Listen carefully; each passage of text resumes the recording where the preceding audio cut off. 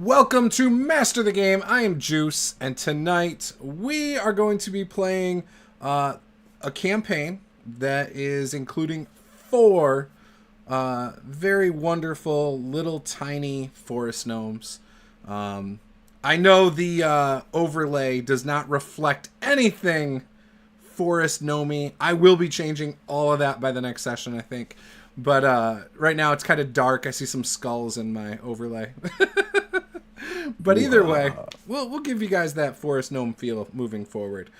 Before we get into it, we will let everyone introduce themselves, their characters, and we'll give you a little bit of insight into how each character knows themselves, knows each other, and then we will get into playing. So with that, let's start at the bottom of my screen to make things difficult. Let's start with you, Nate. Introduce your character and any fun information you can give us about him. All right. Farzever Truerock is actually a paladin, male paladin, gnome, who started off life as an orphan and then got brought up by the church and then found out he actually has royal blood. And he is now become an adventurer, seeking treasure and knowledge. Love it. All right, next up, let's go to Peter. All right, I'll be playing Jetnet Thistlebend Peatbog III, a gnome who is in his later years, approximately 347 of them. And I'm eager to find out what this character is about as well. I love it. That's how I do it. I always learn about my character as I play. I never know until I get to that table. So, perfect. Next up is Harold. Oh my God. I'm Harold, and I will be playing Sprig Thistlebend, a young gnome barbarian who hails from, I'm not going to say the famous Thistlebends. I like the idea that his family's been in this land for generations, so we just named it after us. And I'm excited to fight the things that have brought the blight to my family farm. I love it. Next up is Josh. It is I, Quindleberry Eldertwig, of course. I am a handsome gnome with the body of a god. I was born here, and I'll stay here, I'll be damned, and I won't let the blight do anything against my people. Good day, sir. I love it. So for those of you guys watching, this campaign takes place in my own homebrew world, the homebrew world of ThaCos, and this is in the Vaulkar Kingdom region. These characters are from a village called Thistlebend Village, and just north of this village there is what has always been swamps. They're called the Neverending Swamps. However, in recent times, a sickness has been permeating in the best way possible from this area. It has been twisting and corrupting plant life. It's been killing livestock and things like that in other surrounding villages. And this brave party of adventurers is just kind of starting to ask questions about it and learn about it in this village of Thistlebend. So with that, you guys are currently in Thistlebend Village. You guys, I'm gonna jump to each of you. You can say what your character is doing, and we are going to start with the body of a god, Quindleberry Eldertwig over here. What is he doing in the village today? Today? Yeah. Let me look at the map and I'll tell you exactly what he's doing. Well, I did send a couple of those. You did. And, oh my... Wait, that's not the map. Peter, is that really from... Oh, good. Good heavens. At the moment, he is at the Burrow Hearth Tavern having breakfast. Okay. So what is he eating for breakfast over there? That's a great question, actually. He is currently having eggs as well as some leafy greens that he's gotten from there, and cheese and bread. Excellent. So normally you would know that your eggs are fine right now. They taste completely fine. However, you notice the leaves are not as green and full as usual. In fact, they're kind of wilted. They have some spots that are questionable that maybe you've been picking around, maybe you haven't. But there's just some questionable leaves in there. Seem a bit out of place today. So you also know in the Burrowed Hearth Tavern, it is run by a gnome couple named Nella and Pip Crumplebean. Pip, you would remember, or you would know him as a very forgetful older gnome. He tends to repeat himself often. He loves to tell jokes, and you've probably heard all of his jokes at least 100 times at this point.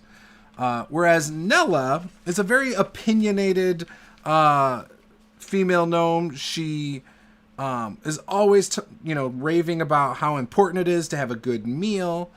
And, overall, though, they're a very nice, happy, welcoming couple. And, yeah. How do you spell his name? Pip? Pip. Okay, Pip, that was it. Yep, P-I-P. Pip. Okay, excellent. All right, so while you're eating at the tavern, we will jump over to Nate. What is your character doing? What time of day is it really? Is it morning? Well, I think right now it's safe to say morning, since Josh's character is, eating I breakfast. only wake up at 1 p.m. anyway, so it could be any time. Who knows? I'd probably be either making rounds on the road or going to the Bog Watchers outpost Okay. to get any what was the first information one? I can get. You said something. And Either I probably would be marching the roads. Okay. Heading Heading to talking to people. the outpost? Yeah, just like talking to people and being like, hey, how's it going? And then being like, hi, my name is, Farziever. Sure. I'm a great paladin. Have you seen any weird stuff going on around here lately? I've heard there's some weird stuff going on supernaturally. Just like to anyone on the road kind of thing. Okay. So yeah, you're going around doing that. Are you originally from Thistlebend? No. My character would be probably from Moonwind. Okay. In that area. Yeah. Okay. All right. So as you're walking around, you come across a guy who is actually looks like he's wearing like not necessarily commoner's clothes. They're a little bit more. They're like workers' clothes, I would say. Like maybe he's been working on one of the farms or in the fields for one of the farms. And as you're just introducing yourself out of the blue, to him, he's like, "Oh, it's not very common. I see a gnome that I do not recognize. What brings you out here?" Yes. Mainly just travel and hearsay that there's some weird stuff going around in these parts. Yes. I was hoping you might be able to help me, like point me in the right direction of somebody who might know some more information. Oh, well, yeah, you would definitely want to go and check out the outpost, I would assume, or maybe you would want to go over to the Temple of Thuanar. High Priestess Zephyrin Cloud Whisper has quite a few opinions on that. She's always got opinions, and she would never steer us wrong. Such a great holy person such as herself. Or you could always go to the Burrowed Hearth Tavern where people talk, especially as the drinks like the Thuanar's Thunder Brew or Pip's Pixie Cider is flowing. Lips get loose, if you know what I'm saying. Ah, yes. I completely agree, my good sir. I appreciate your information. I shall be heading to the outpost. Ah, excellent. I believe Have a good day. At this point in time, if you go over there, I believe Grizzle will be working over there. He is very well versed in what is going on, I think, out in the swamps. Excellent. Thank you for your help. Yes, not a problem. And he kind of Good goes day. off towards the tavern. Kind of gives like this weird bow kind of thing. He's not accustomed to. Excellent. Yeah, you start making your way over to the over towards the outpost. It's still quite a bit of a walk for you gnomes with your little tiny legs. And as you get over there, you can see there's some stairs that kind of go up to this giant hill. And if you look off to your left, you can see there's like a cliff with like a drop off on the other side, and you can kind of see some of the tops of some trees over there. Now, the outpost, when you're looking at it, it has a door, and there's bricks around the lower half, and then it opens up, and you see these massive logs that hold a thatch roof above, and you see up top, you see a man. And right as you see that man, we're going to cut over to what Peter's character is doing. All right, so Jetnet Peatbog, the 2 E's, 3 A's, and 4 T's. He is outside of the Burrowed Hearth Tavern in his liturgical investments. On one side has a thunderbolt, the other one has a maul. And he is trying to get people to give money to the poor gnomes who are living in the Neverending Swamps, who need contributions so they can live a better life. Because I say, sir, 1 gold will surely feed 5 gnomes for a week. You, sir, obviously have some money for them. And you're saying Hello, that's anyone? Yes, anyone who passes by. Listen, you can almost hear their cries. And I cast Minor Illusion, and you hear, "Help me, sir. See, I heard them come from the swamps. They're speaking to us." I love it. Yeah, as you do that, there is a person who walks by, and as soon as they hear, "Help me, sir," you see this elderly woman who looks like she's in some tattered clothes, but they're very vibrant. They've seen better days, but they're very vibrant in color. And she's got like a nice little cap on her head that's like a nice, almost like a pale green. And she pulls up her coin purse and with her shaky hand and opens it and reaches in and pulls out 3 copper and hands it to you. That's all I have. I sure, hope did this you would check help. inside there? That purse is awfully big. It's not. And she Turn like, it upside and shake it, my lady. Do you need me to assist? no, that was all I Listen, had. I'm sure I can. There's more in there. I've heard them speak from the swamps. They said there's more in there. Are you She sure? How's puts, your eyesight? she puts her hand in her pocket and she pulls out this little tiny card and hands it to you. Yes. What is it? When you look at it, it has an axe with a thunderbolt on it. Oh. And next to it, it says, High Priestess Zephyrin Cloud Whisper. And underneath it, it says, Temple of Thuanar, God of the Skies. This was given to you because you need to repent. Oh.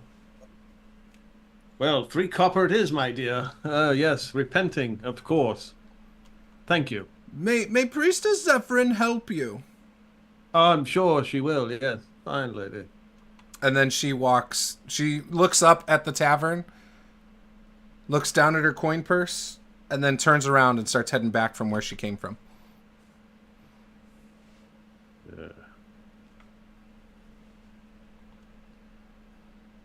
All right, as that's happening, Quindleberry, you're inside the tavern, and as you're sitting there,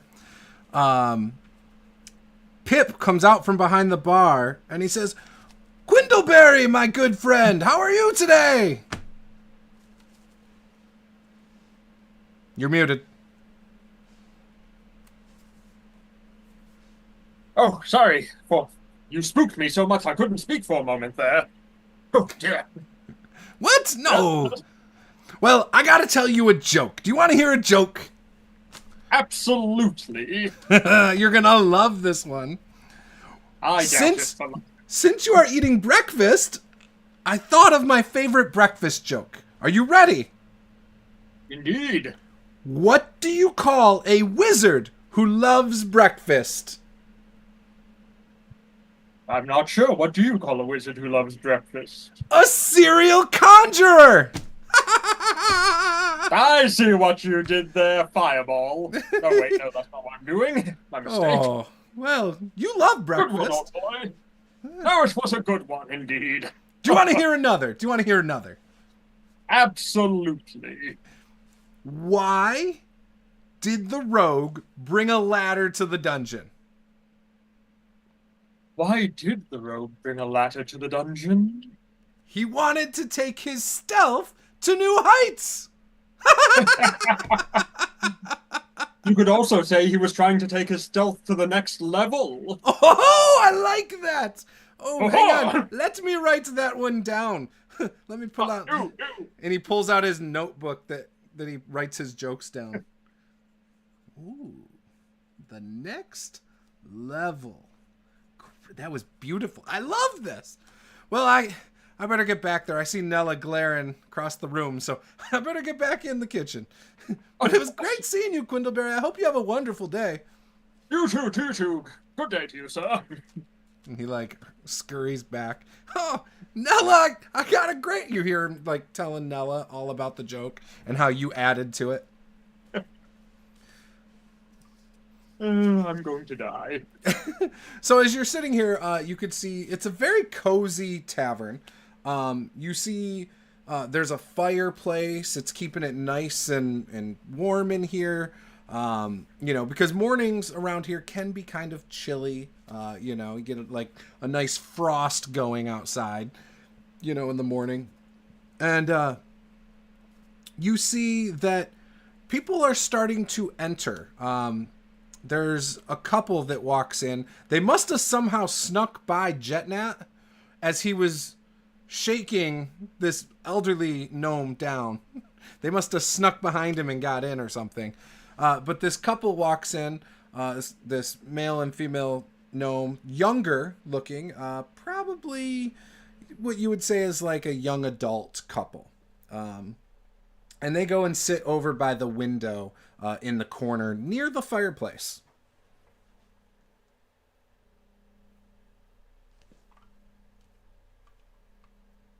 How interesting. I'll let them sit, keeping an eye on them, of course. Yeah. It almost seems like a date. Oh my. Yeah. And with that, we will cut back over to Sprig.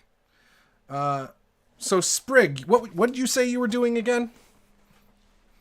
I am in the fields of the farm, sort of surveying the damage and seeing what can be salvaged, what's going to have to be retilled.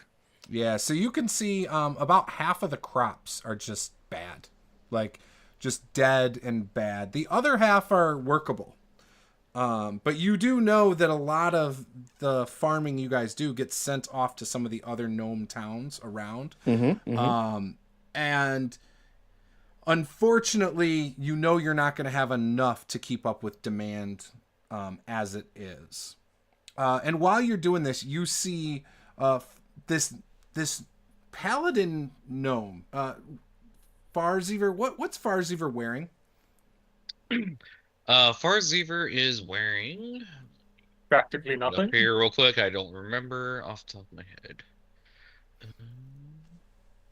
Where's that inventory? He's a Okay. dude. So yeah, he's wearing royal noble clothes, and then on top of that he has chainmail on with a long sword and a shield. Okay. So you see a guy who looks like that, stopping every gnome he sees on the path next to the farm, next to the fields. And then you see him walking towards the outpost. But he's not somebody you do know him. You know, you've obviously been around him. Is that one of your connections, by the way? Do you know? I think you were connected to Sprig, which is not him. He's Farziver. Farziver was connected to somebody else. Anyways, you've been around him before. So you know who he is. And he's making his way over to the outpost. We're just gonna like lean on what from the ground, probably like from like waist up. It looks like I'm leaning on a shovel that's just been planted in the ground. Just standard wood handle. It's got the little like handle loop thing at the end. I'm just gonna like watch him walk in. As I like lift it up, it looks like it used to be a shovel, but it's now a great axe. Nice. And I just like throw it over my shoulder. Ooh, I wonder what is going on over there. Might as well just make my way to the outpost. See what kind of trouble I can rustle up. I'll just slowly start making my way in that direction. Find like a nice like sprig of like wheat that hasn't been corrupted. Just like rip that out of the ground, throw it in the corner of my mouth. Yep, you're able to do that. And just start walking in that direction. Especially since I'm probably going to have to go there and the temple anyways to try to figure out what happened to my farm.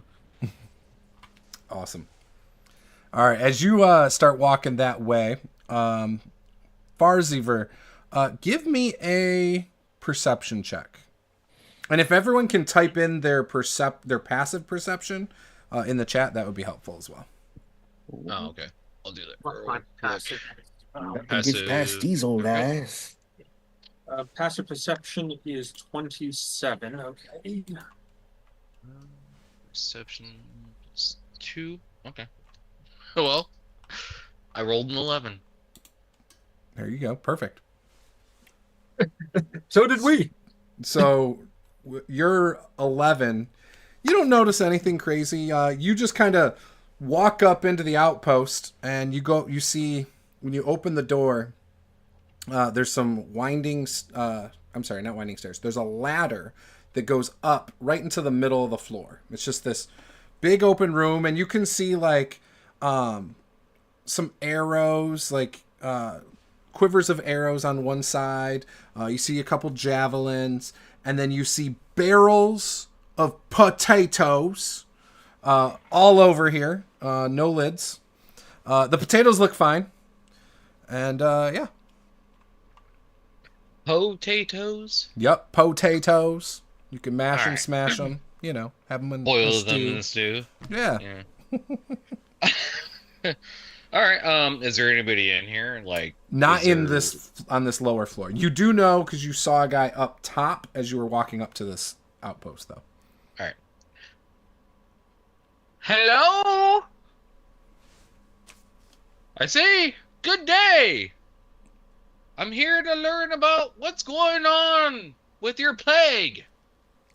And then you just see a head just pop out, like in the opening. Why don't you just come up and talk to me? You don't have to yell. I'm right here. Oh, I apologize. Come on up. And then he goes up. So, I heard you guys have had a plague of sorts in your area? Yeah, I mean, the swamps have always had strange things happening. It just seems like it's spreading.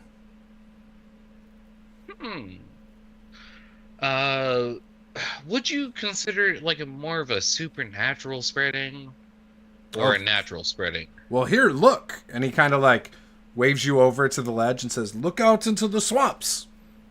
And I look out, obviously. Yeah, so you see, once the drop-off happens, you can see some dead plants, dead trees, some twisted, mangled trees and stuff. And, and you also see like a fog that gets very thick shortly after that. Like you can see probably, I don't know, 20 yards into the fog before it just really gets hard to make anything out of it. And he's like, yeah, I mean, this is how it's always kind of been, but not quite this bad a fog. And, I mean, obviously there's been stories as far back as 100 years ago, you know, just we haven't had problems with our crops till recently. It's always kind of stopped at the wall. Or at the ledge here. But here's my question to you, good sir. You said over 100 years this has been occurring. Well, I mean that the swamps have had questionable things, you know? Like, I mean, we've been fighting off strange creatures. I mean, we've had trolls that came in. I mean, look at the other tower over there that's in ruin. That was a troll invasion, you know? And he kind of like gives a look over where he's pointing. He's like, But doesn't it seem strange to you that now your crops are starting to deteriorate? Well, yeah, it's very strange. I mean, I don't know. I don't know what I could do about it. Well, I'm going to look into it. Do you have any information to me at all about, like, what's in the swamp itself? Well, if you talk to Tildy Thistlebend over at the Thistlebend farm, she has stories from her childhood. And she's kind of spooked a lot of gnomes from going into the fog.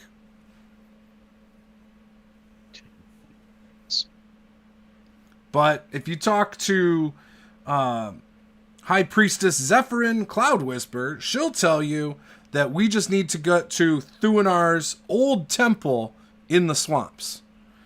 She believes that, you know, making sure that all of Thuanar's temples are you know, going to help us in some way. I don't know why, but that's just what she thinks. And I think she means well, but I think she's a little out of her mind. I just think we need to continue to get people to volunteer at the outpost and watch just in case something comes out of the fog. Now, the last thing I've seen, it's been a while. It's been about a month. The last thing we saw was this, I don't know how to describe it. I thought it was a deer, but as it came through the fog, it definitely wasn't a deer. It had like these twisted horns out of its head and then tentacles that came out of its back. And I don't know. It only came out for a brief moment. I didn't see it. The guy who saw it has already left, but he at least was nice enough to volunteer until that day and hasn't been back. So he last I heard, he went to Harvest Moon Meadows. It's pretty far away. I don't know. Oh, okay, well, thank you very much, good sir. Yeah, not a problem. And as you're having this conversation, Sprig, you get to the outpost. And Varzever gives him 5 silver coins. Oh, thank you. And he kind of holds it. Thank you for your time. Just kind of puts it into his coin pouch. Thank you. And have a good day, sir. You too. And then he starts walking out. Notices Sprig, kind of gives like a slight little bow, and then Morning. just walks out. Good morning, sir. You one of them fancy ones in here trying to uncover the strange blight situation that's going on? Oh, if you're referring to the supernatural occurrence you guys have going on, then yes. Well, I don't know nothing about no supernatural. I know the monsters were crazy. Strange tentacles and whatnot. Based on my knowledge, that's all supernatural, and I have to get rid of all this supernatural. Well, if Are you on the same quest? Well, considering that my farm was nearly destroyed by these supernatural monstrosities, 100%. My crops are ruined. I'm already behind on the harvest, so me and my old trusty axe here gonna cut down whatever be's the problem.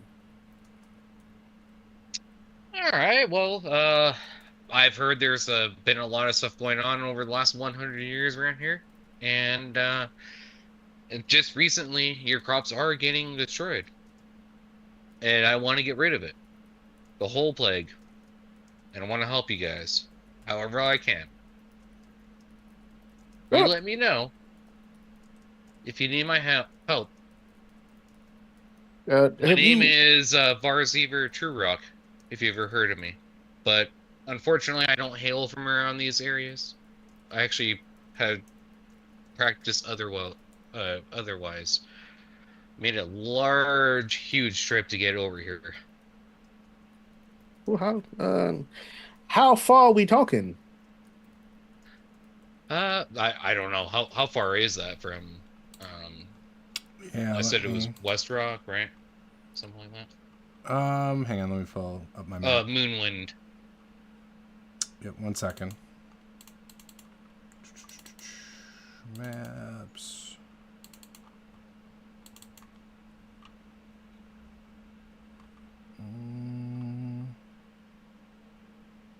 Love asking questions. I have to make the DM work. Yeah, I don't even know. Oh, All I know Moonwind is- is way out of the way. Okay. Yeah, that would have been Yeah, a bottom long right. trip. So I do have on the map. I'll share it with our viewers so they can see what I'm looking at. Bloop. 12-mile increments are the underneath the banner that says Vaulkar Kingdom, and we are right here where it says Thistlebend Glen. And he's from way down here in the bottom right corner of Moonwind, so like a coastal town.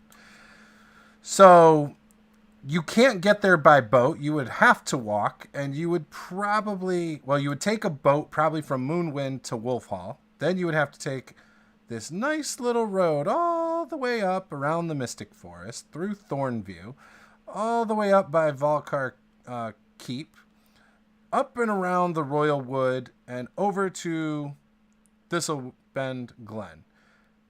Let's just say very far away. Well, I would have been traveling for weeks, essentially. Oh, easy. Months. Yeah, very Maybe. long. It's Just not gonna- convenient. And we're Okay, just gonna look at so- you thinking this whole time of calculating how far you travel. Like, ooh, that sure is a long distance if you have to stand here in silent contemplation. Well, I am truly tired with my travel. I need to get a night's rest and reassess the situation. If you excuse me.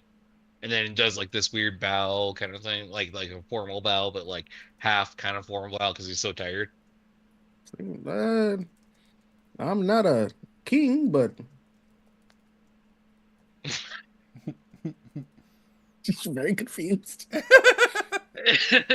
and then Barzever is gonna look for the nearest inn. Yep. In Yeah, fact, you would start making your way then. Yep. Considering that you're new in town, do you need a bit of a tour guide? If you can show me where the nearest inn is, that would be fantastic. So follow me. Hope you can keep up. And I'll just like toddling my way to the inn. Just following. Love it. As you guys are making that walk, Jetnat is outside trying to wave down any gnome he can, and a lot of them just like avoid, like purposely try to walk as far away on the other side of the street as they can around him. Jetnat, you see Sprig and Farziver making their way towards the inn. Oh, good sirs.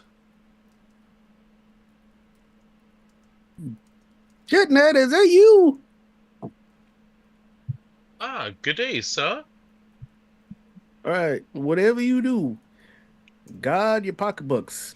I know this one. Is that, I say, Sprig Thistlebend? Oh, it's been far too long. I've seen you, I think the last time I saw you, as tall as a seedling. I think that was the family reunion about 50, 60 years ago. Oh. What brings you out here? I live here. Did you forget where you are currently at? Well, I don't like to talk about it, but it happens at times. What? Why you got that highfalutin accent going? I've always had this accent. I don't know what you're talking about. I don't think you did.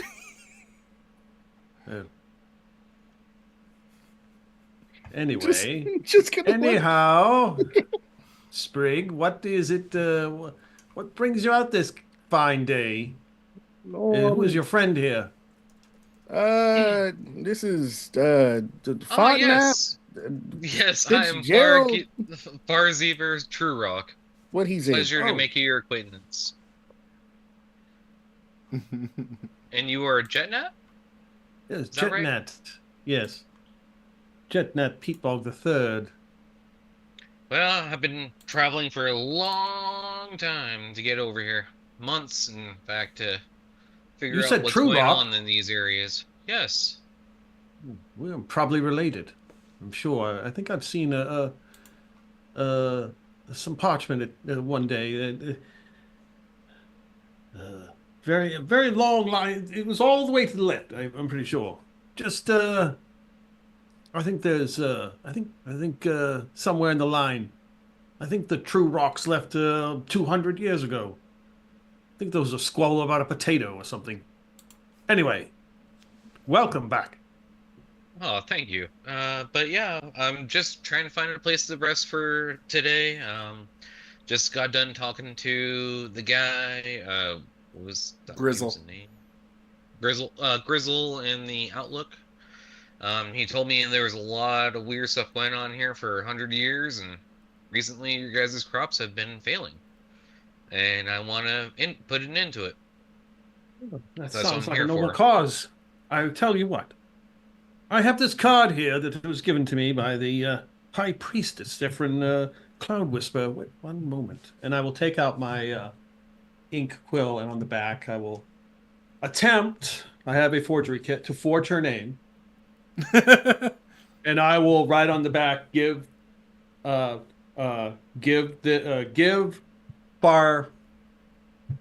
Farziver True free Rock. room and board and a drink on me. And I will hand it to him. Okay.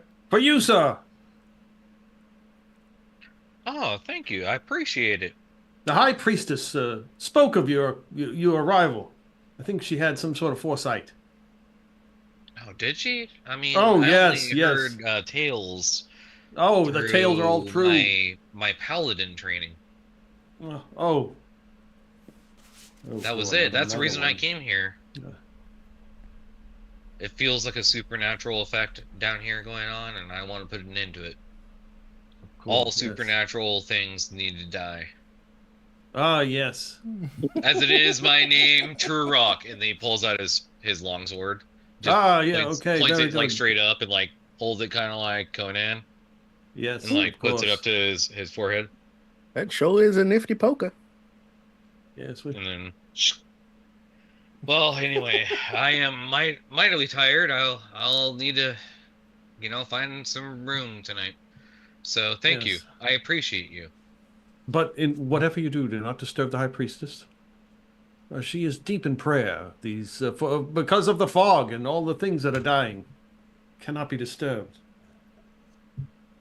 And where would I find her if I I'm not did going to tell you. want Oh, to go there? but I know that trick. She, of course, She's is in the temple over there. It's Yes, like right thank you, across the Sprig. street too, by the way. Oh, in the temple over there. Well, as you wish. I'm not gonna interrupt her. I need to find some food and get some rest. Yes, and if I'll any let of her these sleep. creatures, any of your travels, any of these creatures, these beasts, happen to come upon gold or riches, of course you could help the poor gnomes of the Neverending Swamps. You can hear their cries if you listen. Help me, I'm poor and cold and hungry. See, you can hear them from the swamps, I swear. Oh no, we need to donate to their bodies. Make sure that they're properly paid. But good Lord, they've died. I don't think they've died already. Well, hopefully it's not too late. Hopefully it's not. Here's 5 silver. Oh, yes, 5 silver. And that will help a little bit. I know it's not much, but Oh, that's it'll all I feed a got. gnome for at least 4 days. You, sir. Bless you on your paladin journey. Oh, well, bless you too, because I know you're a man of noble heart. Yes, everything. And then he gives it that little like curtsy bow kind of thing, like awkward bow, just Yeah. walks off towards the inn. And then, Yeah, I mean he's outside the inn, so you're right Oh, okay, across well, from the temple. I go in, You and I can't miss. I get So just so you know, you cannot miss the temple. As you walk by the temple to go to the tavern, you can see. Well, maybe you missed it. Maybe you were just so distracted by it. There's the inn. But anybody else who would walk by, like Sprig, you can see that the marble walls of this sky blue crystal building that has like an open top roof, allowing sunlight and moonlight to enter that space across the street. It's like blinding how pristine this building is compared to everything else, which is kind of like, gnomey and like cozy. Cool. All right, so Farziver goes into the tavern, right? Yes. Okay, and then Sprig, are you following him? Or are you staying outside? What are you doing? Yeah, I'll go inside. All Work in the fields has given me a powerful thirst. Yeah. All right, as soon as you walk in, both of you, Farziver, roll a perception check. All right. Don't look with That's your not eyes. Look with bad. your That eyes. is not bad at all. But it could Perception be. is 2, so 21. 21. Okay, when you walk in, you see, as I explained earlier, like the layout of the tavern, but you see above the fireplace this twisted branch, very large twisted branch, and etched into it, like carved into it, it says, "Rest in peace, Bramble Goodroot. The unfortunate, or I'm sorry, just that's it. Just rest in peace, Bramble Goodroot." All right. Sprig, you already know about that. It's not anything new to you, so it doesn't even stand out to you. When you guys walk in, you see sitting at one of the tables is a god of a gnome. Sprig, you would recognize it as Quindleberry Eldertwig. And Farziver, I believe you would also recognize Quindleberry, because you both have been invited to a party before. Together. Oh, is that Quindleberry Elder Twig I see? Weren't you at that party? You know, with all the nobles? And he starts like trying to get into like this weird explanation, or like there was like a jousting competition, there was hangings and like all sorts of like weird crazy stuff you'd never see in a normal party unless it was like a noble party. You're going to have to be more specific, I say. Yes, but wasn't the person who invited you the same person who invited me? Wasn't that what made it weird when we first met each other? As gnomes? I don't think it was all that weird at the end of the day. You seem like I a good mean, chap. back then I was just a squire, but tell Yeah. you what, I recognize you, that's for sure. I have a face that only a mother could love.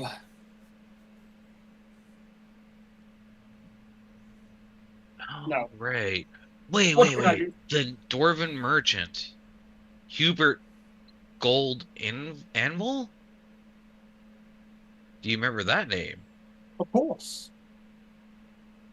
That's what it was. He told us that somebody was threatening him and then died later in that same exact party. Wasn't that weird? Guess we'll never have justice for him. Well, you never know. Clues always turn up at the most interesting of places. How are you doing these days? Oh, quite well, I dare say. Quite well. Yeah. Reading a lot more of those scrolls and books? Whenever I can. Unfortunately, there's been a bit of a dearth in novels recently.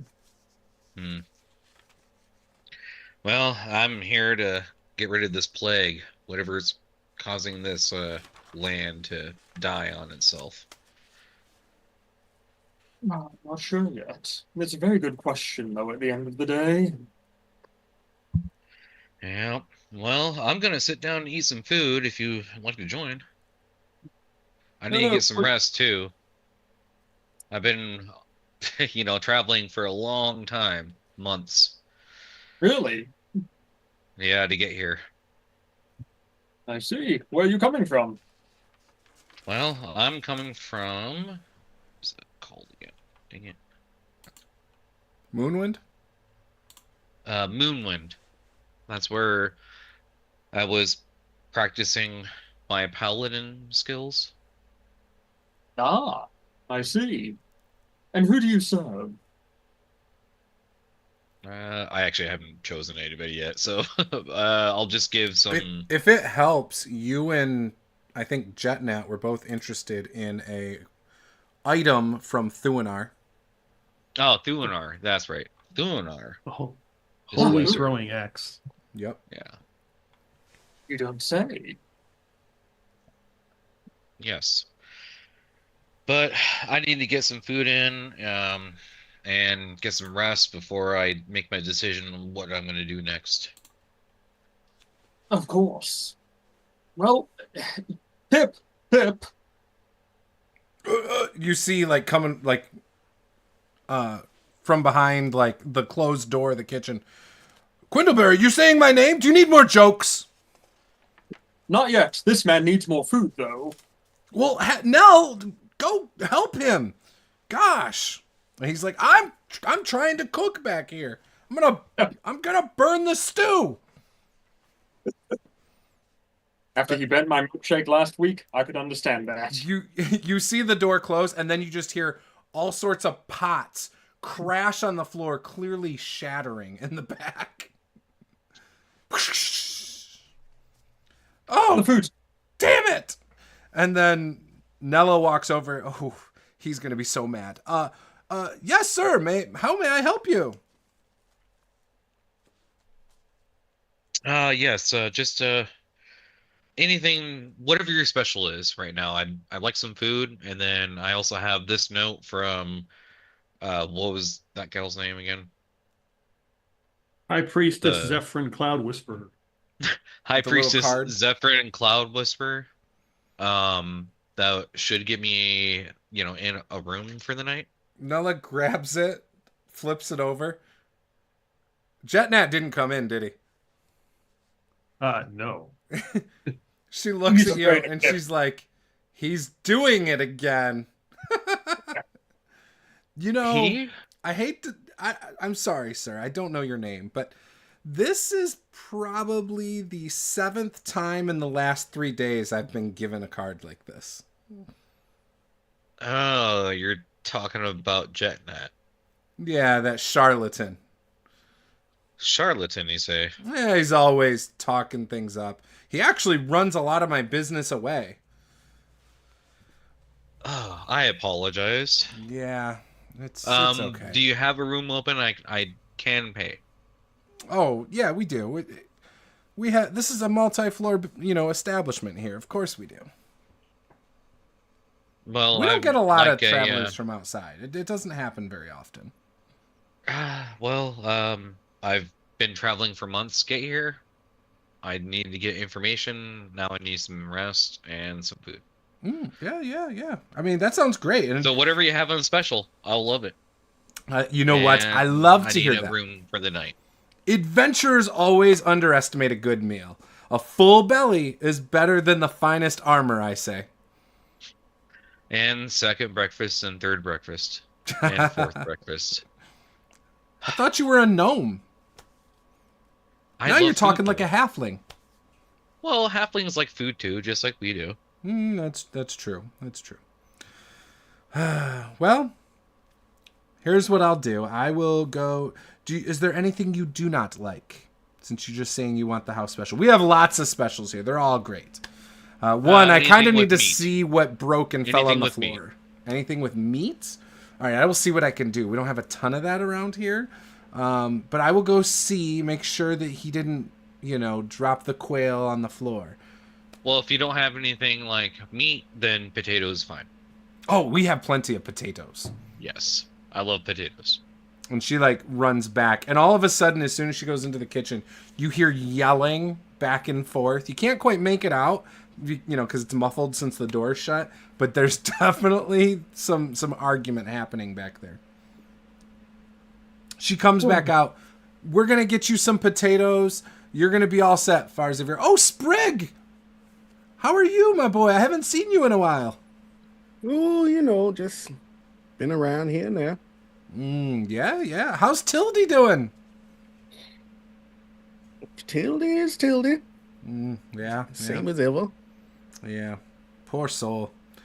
I love Tildy. You tell Jetnat to stay out of the front of our tavern? Listen, I could absolutely tell him to do so, but boy's got a mind of his own. He's gonna do what he's gonna do. I wish he would go and harass people in Hearthold. Maybe even Harvest Moon Meadows. I wish he could go there and just go bug people there.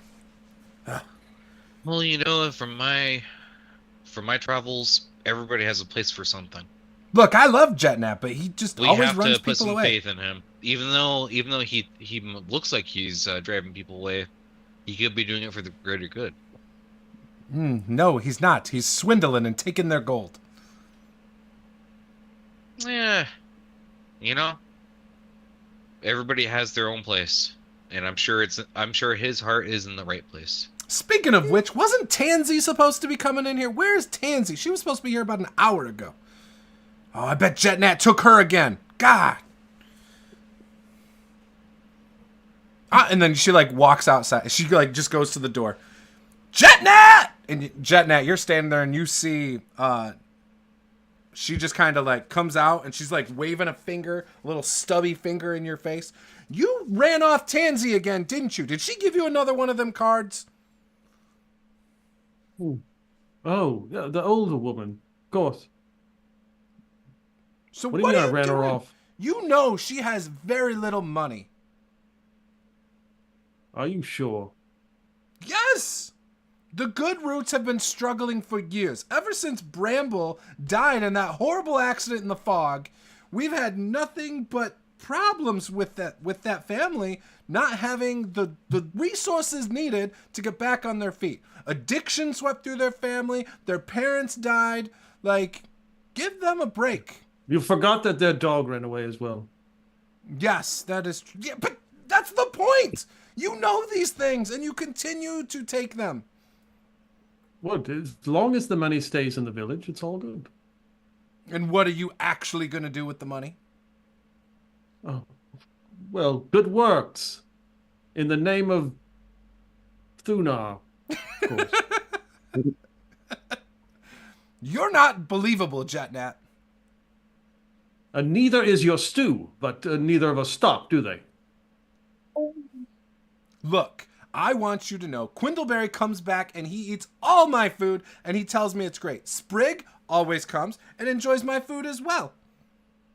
Farziver, this new guy, is going to enjoy it today as well, and I guarantee you he's going to leave a great review. Oh. Well, there you go. You've persisted. I'm just saying, go bother people elsewhere.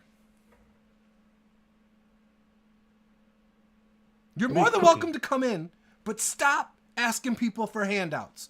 You're such a grifter. Oh. You almost say that with disdain. I mean, it's slightly impressive, but still, I can't believe how much money you've been given to do nothing. Is that what do you mean nothing? Of course I'm doing things. Important things. Jetnat, we've had this talk before. Listen, don't knock the hustle. I'm not knocking the hustle. I'm just frustrated that my regular customers don't want to come on certain days you're standing out here. What is the price for your stew? 3 copper. 3 copper. Reaches into the... I will take it from the poor gnomes, but that's fine. Here's 3 copper for you that she would have paid. So when she comes in, you can give her some stew. I will give it to her Or make her, on the house.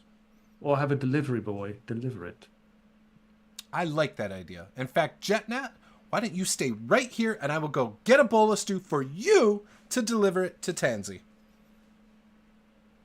I'm not your delivery. You took the experience of her being able to eat in peace with other gnomes away from her. The least you can do is deliver it to her. No, there's nothing at all. What about random animals and things that may come after me if I'm holding that stew in too much in the road? You'll be fine. Just don't go north.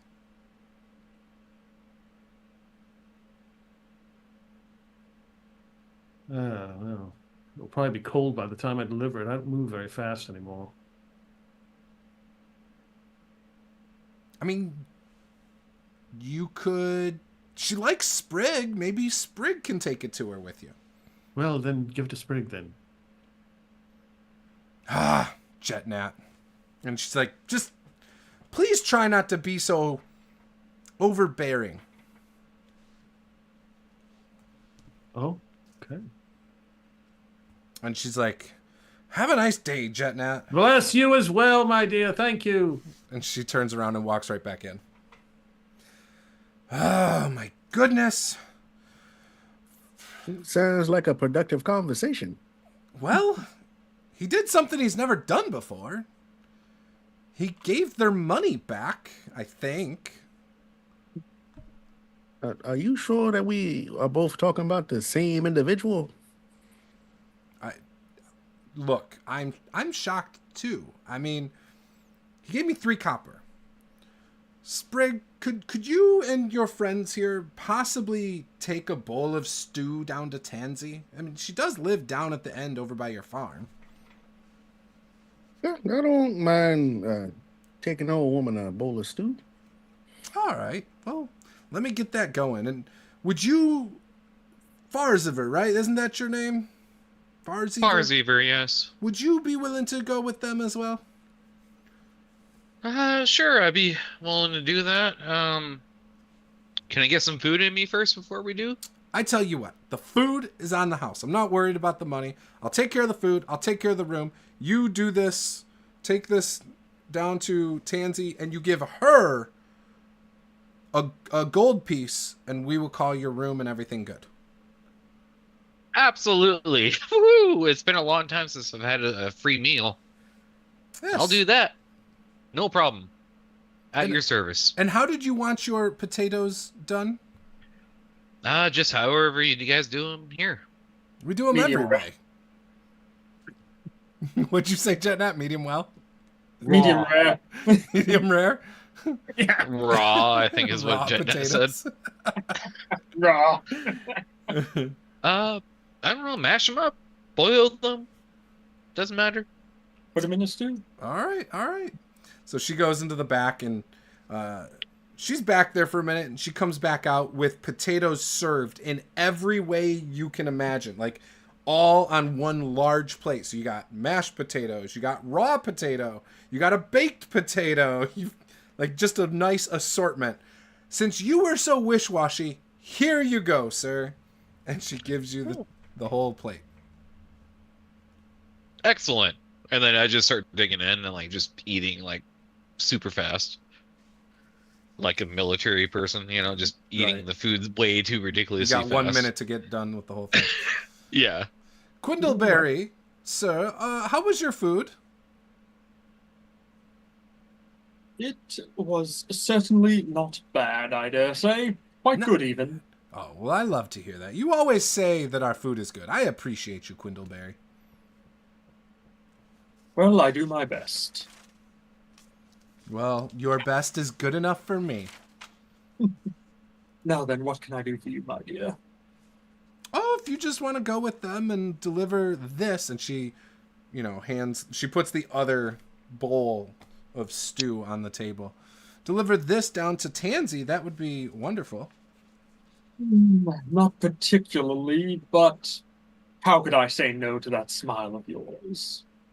I tell you what, Quindleberry, the breakfast is on the house. Oh my. You're a charmer, aren't you? Well, I can't turn away a good compliment on my food that I didn't cook. Well, I'm certain that he'll be very happy to hear that, if he does. Can't let it go to his head now, can we? No, not at all. That was some fantastic food. Thank you so much. Already finished with the whole plate. That's all fast. Yeah. Sheesh.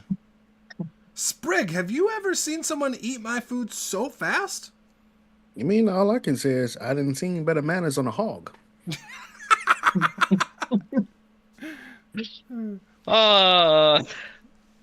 Sprig, you and I are going to be really good friends. I have a feeling. You even ate the raw potatoes. Why not? Why waste? Yes, but you also ate the plate. I didn't the eat the plate's plate. here. Oh, perfect. Good. I just picked it up Oh, right quick. away.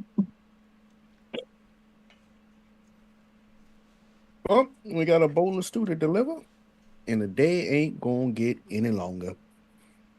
Well, is it warm? It's hot. Here's a lid.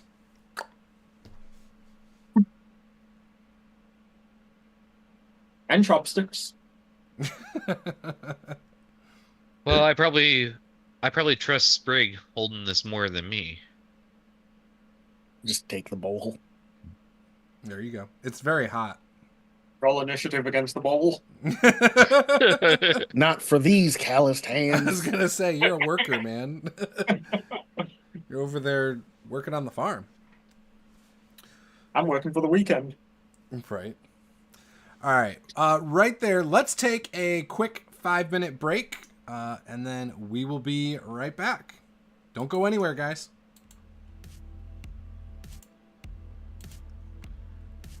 I drank a lot of water and I drank a full liquid death. So I'm like, ooh, I shouldn't have. Yes, it is. So.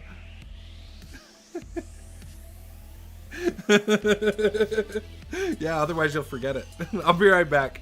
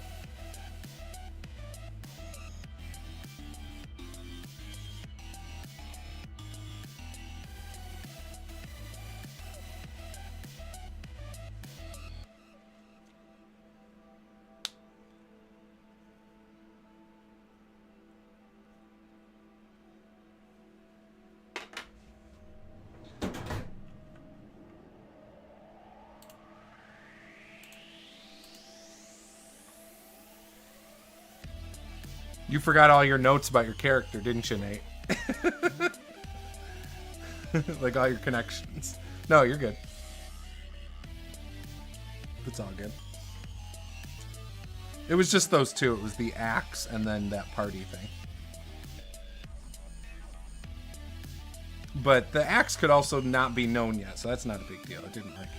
I don't think it messed anything up.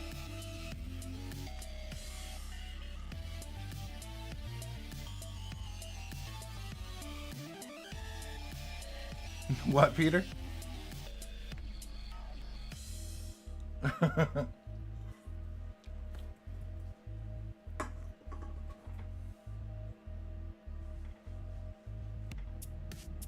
What? You gave fake coins? Oh, I was like, I didn't pick up on that.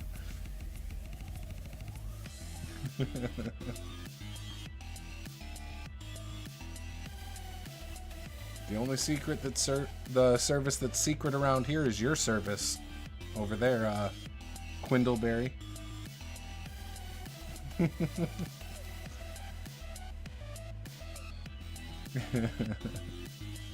Harold, you got my one message earlier, right? The long one? Okay, just checking.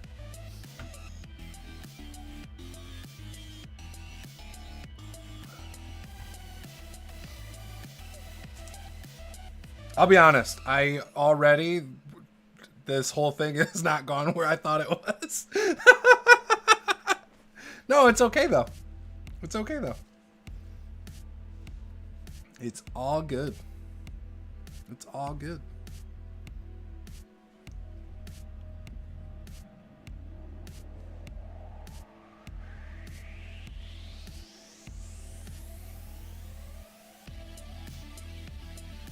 I was right? Okay, I thought so.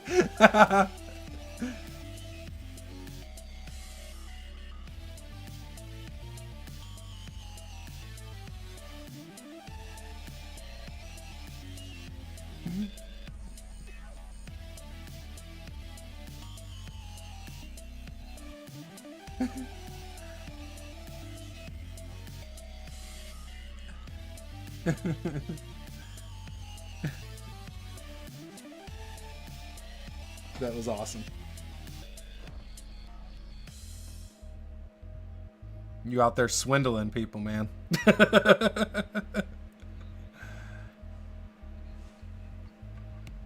I know you do. You don't even know him yet. You literally met him for 3 seconds. You're like, I believe he's a good guy.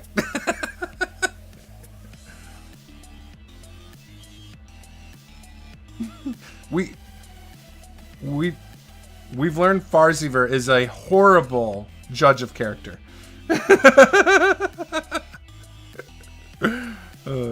All right, that's funny. Oh no, you're good. Yeah, I was worried like this morning. I was like, man, I don't know that I prepped enough for this game tonight. And so like I spent today doing like stuff, and we haven't even touched it, and I don't even think we're gonna touch it. And I spent all day going over and like this other stuff. I'm like, yeah, it's not even gonna happen. There's no way.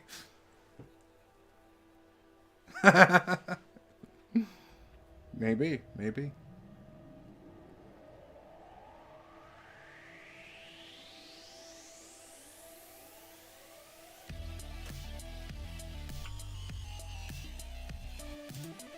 Yeah, I had to look at my map. I'm like, Moonwind. I was like, where the hell is Moonwind? Like, why is it not ringing a bell? And I'm like, oh, it's like way in the bottom right corner. I didn't even think of it. I was like, damn it.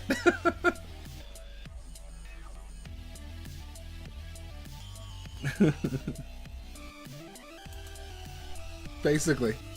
I'm from the fart. Yeah.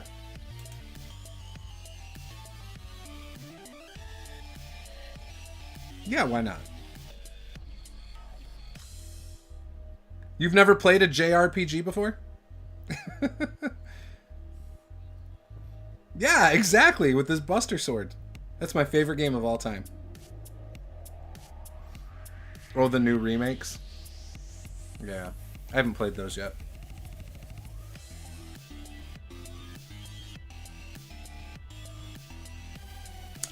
When the first remake one came out, I watched a live stream of the whole thing, and I was like, oh, it's so short. It's such a short game. Oh, I'm sure. It's more, yeah, because that's after you get out of Midgar. Yeah. Where does it end? Do you know which part it ends at, roughly? Yeah.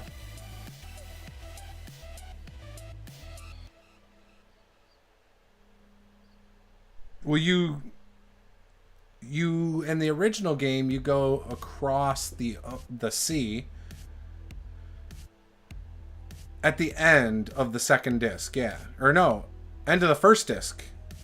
No, it is the second disc. It is the second disc. No, there wasn't. There was 3. Mm-hmm. Mm-hmm. Yeah, because the last disc is just basically if you want to screw around and level up to 99 pretty much. And like fight the end boss and stuff like that.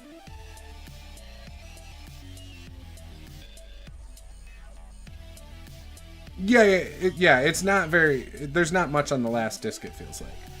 And it felt like the first disc didn't have much either in the original game.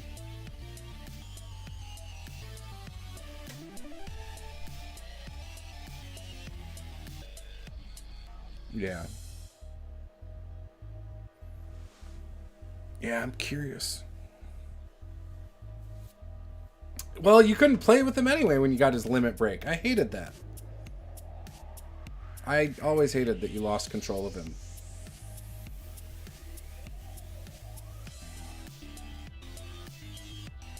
Oh, well, not anymore. He hadn't been part of the Turks for like 50 years or something like that, or 20 years.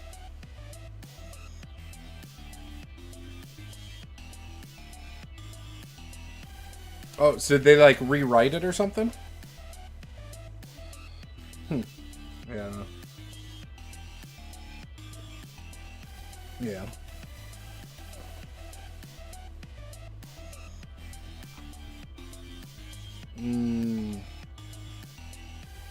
Everyone's 11 across the board except for you're a 12. Okay. Oh, JetNet was a 14. Okay. Got it.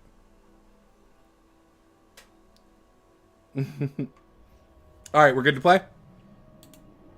Oh, no, you're good. You're good. Oh, that whole time people could hear me. Sweet. All right, we are back. Apparently I didn't mute myself for that whole break, so... Oh, well, you guys got to hear me talk through the break. So we left off. JetNet was outside. Farzever, Sprig, and Quindleberry were about to leave. However, while they were talking to Nella... I want to call her Nelly, but it's not Nelly. It's Nella. While they were talking to Nella outside, JetNet's standing there doing his thing still. And from across the street, walking out of the Temple of Thunar, you see a very well-dressed gnome woman in blue and gold robes. They're blue with gold, like, lightning bolts all over it. And she's got red hair that's kind of up in a bun. And she's marching straight to you, JetNet. Okay. You would know this as High Priestess Zephyrin Cloud Whisper. Okay. Actually, her hair's white. It's not red. It's white. You're saying she's loaded. JetNet! I heard the other day you were giving away the cards instead of coming and visiting me.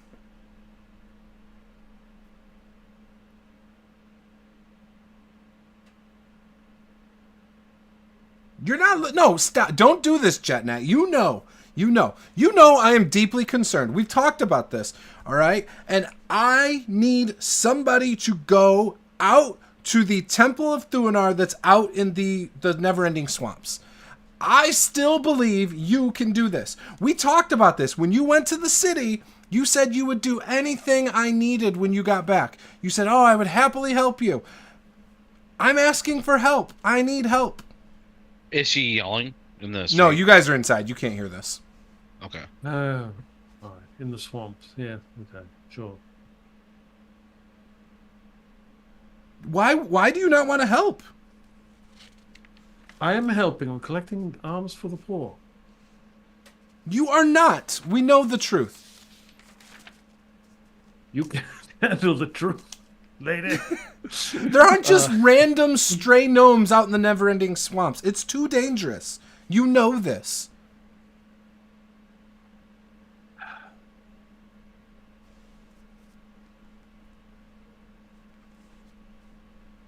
Are you really going to lie to a lady of the cloth? Really? I would think a man like you, someone who went to be a man of the cloth, would help. I reckon so. What do you need? I can get you a map if you just give me an hour, but I need you to go through the Neverending Swamps. And I need you to get, maybe you know some people that can go with you and help you check on the Temple of Thuanar. I believe if we get all active Thuanar temples going again, we can get rid of this sickness. I think we are being punished. You right, sickness. You got any more of them cards I can take with me? I'm not doing that. I tell you what, you do this, I will reward you, Jetnat. I will reward you and anyone else you take with you. You want me to go out in them swamps and look for the temple? Yes, but I have a map that will tell you how to get there. I don't know how accurate it's going to be after all these years. It's a very old map, but it can, maybe it's still a little helpful. Well, my cousin's in there, right? Sprig and his friend, who's probably True Rock's. He's a cousin too, and then there's probably some other folk I can get to go out and in there. Oh man, well, yeah, I'm sorry, priestess. I knew there was good in you, Jetnat. I wouldn't go that far, but well, yeah. I reckon just get that map. I'll just go in there and try to rustle them fellas up. Come see me. Give me a little bit of time, but come see me. I will be out here in about an hour with the map to give to you. Is there anything else you need? No. Okay. No. Well, thank you. Look, here's 2 silver pieces I collected. That's all I got all day. Oh, I can't lie. Here's 3 silver pieces. Thank you, Jetnat. And she kind of, you can see the look on her face goes from like concern and frustration to like almost like a huge weight was lifted from her shoulders. And she like immediately turns around and like rushes back to the temple to go see if she can find the map. As that's happening, right, Sprig, Quindleberry, and Farzever come walking out of the tavern with a hot bowl with a lid on top of it. You can see the steam coming off of it.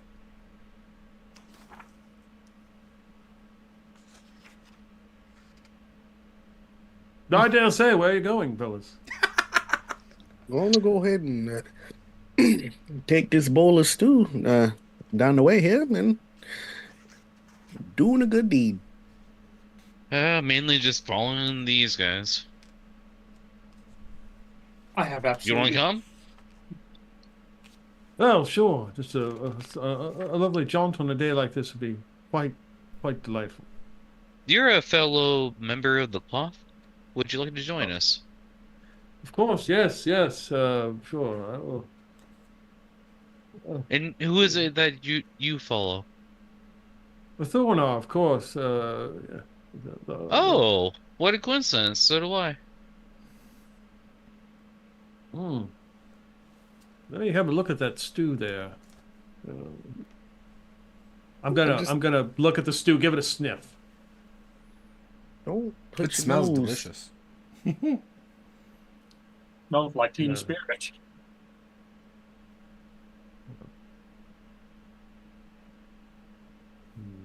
Okay. So how long is this walk gonna take?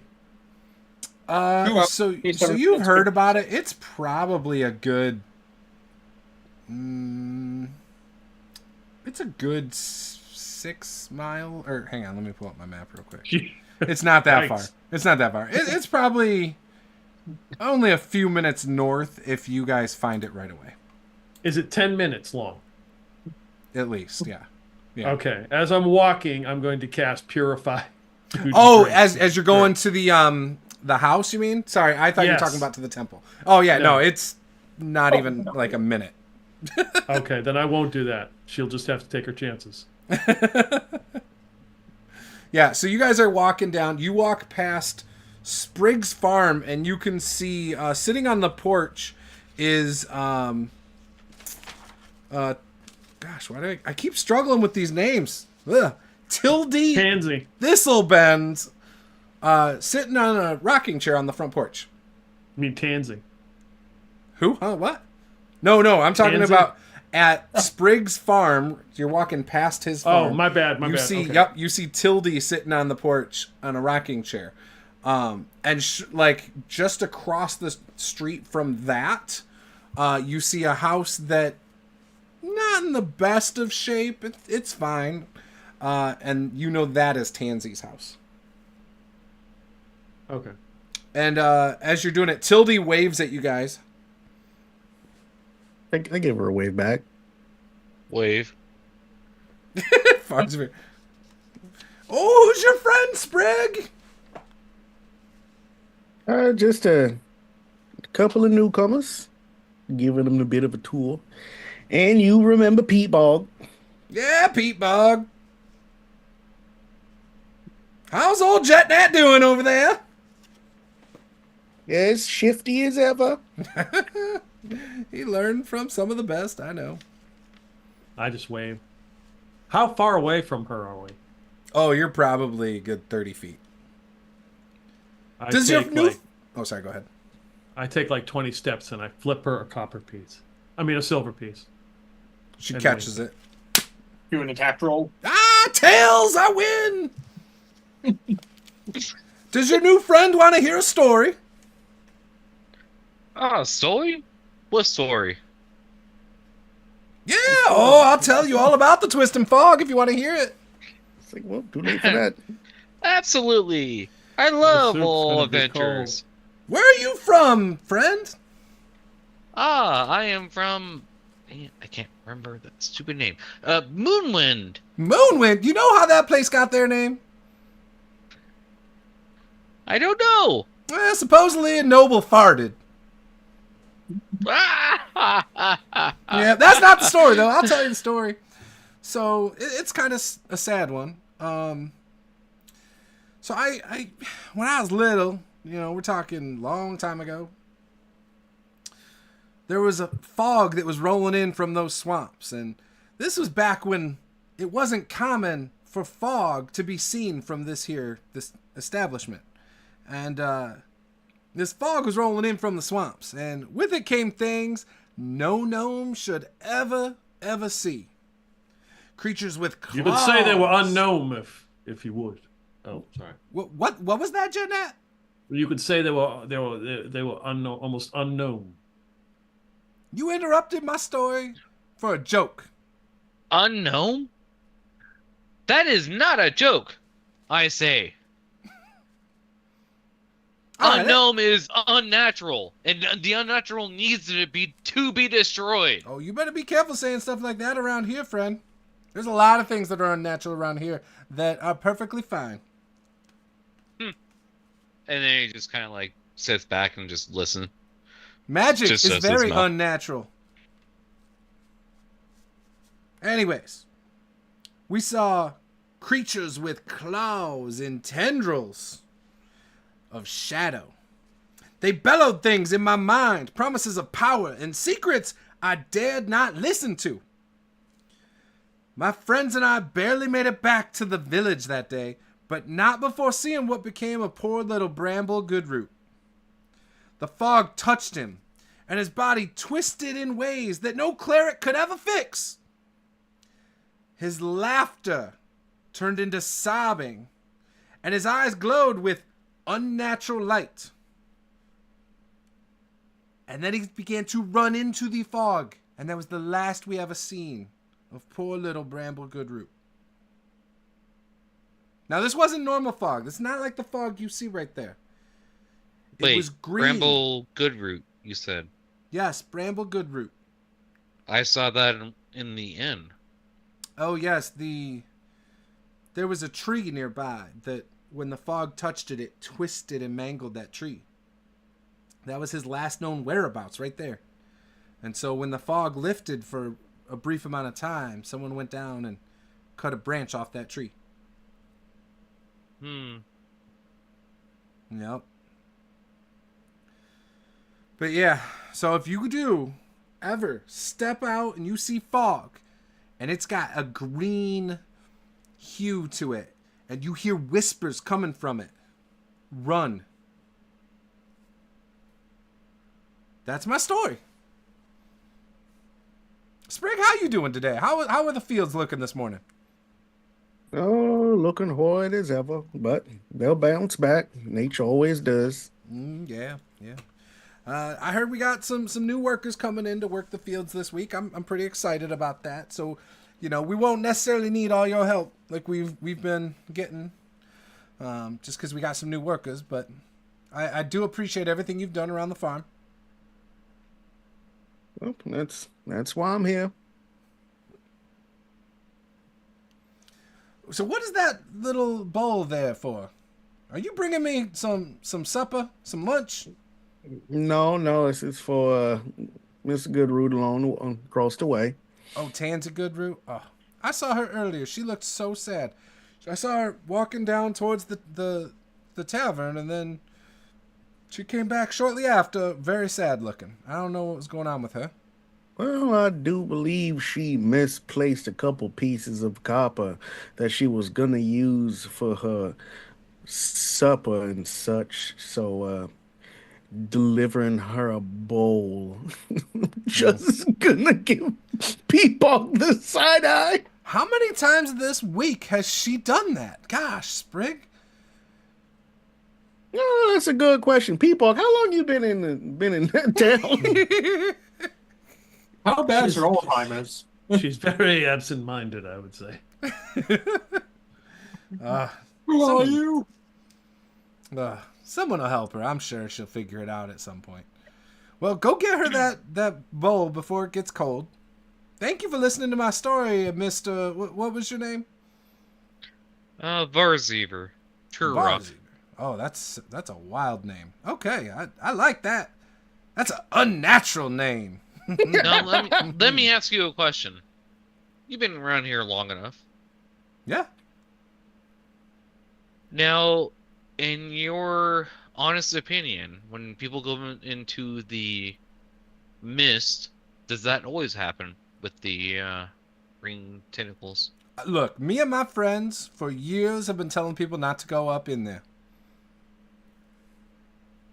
And nobody goes in there now. How long in the mist before these green tentacles appear? And he actually does the quotes. Green tentacles? Yeah, you were talking about that earlier. Tentacles? I didn't say anything about some tentacles. I said that the fog twisted and mangled my friend. Now there's fog. It's like a green fog. There's a difference between the fog you look. And she gets up and walks to the side of her porch and she says, "Come here, sir. Come here, boy. Look." And she points. That is gray fog. That's safe, I think. I mean, it looks like any old fog. If Wait, you see you're that saying fog, green fog? Yeah, if you see green fog starting to come from behind that and replace the gray fog, you run. You run. There's all sorts of scary things all up in there. Now, based on anything that's been said so far, Is there anything at all that I can discern from that? You would probably just think that sounds like a very unnatural fog that you've never seen before. Now she says, Yeah. you might be getting a little confused with what I said. So we have seen creatures with claws and tendrils of shadow come from the swamps. We've also seen these horrendous looking trolls in the last 100 or so years.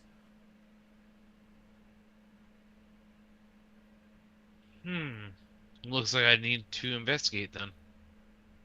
You be careful. Find the source of power. Most places like that require a source of power you have to take down. But that's just what I've read in books.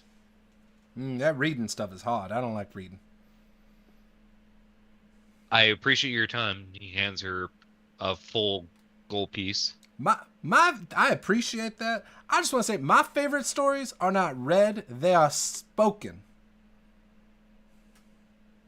Well, at some point, I'd like to hear all your stories, but unfortunately, we are a little short on time, apparently, because your crops are getting destroyed. And Getting destroyed? They've been destroyed. Look at them.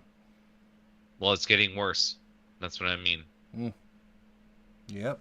And we need to figure out the root cause of this problem and take care of it.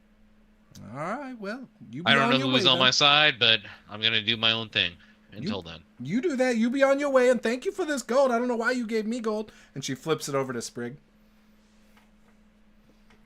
Ooh. Thank you kindly. Don't spend it all in one place, Sprig. I like that you're doing nice things for our good friend over there, Tansy. Ooh, now I have 1 gold to my name. All right, and then you just kind of go across the street, and you can see like the windows like have the blind or not blinds, curtains closed. You can't see into the house or anything.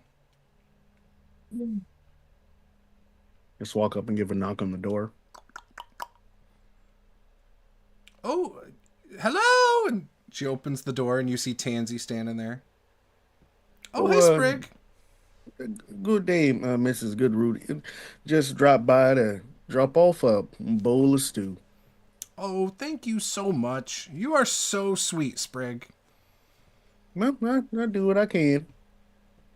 You make sure to tell Tildy I said hi, all right? She tried to get me to come over there, and I wasn't wanting to talk when I was coming back home earlier, but...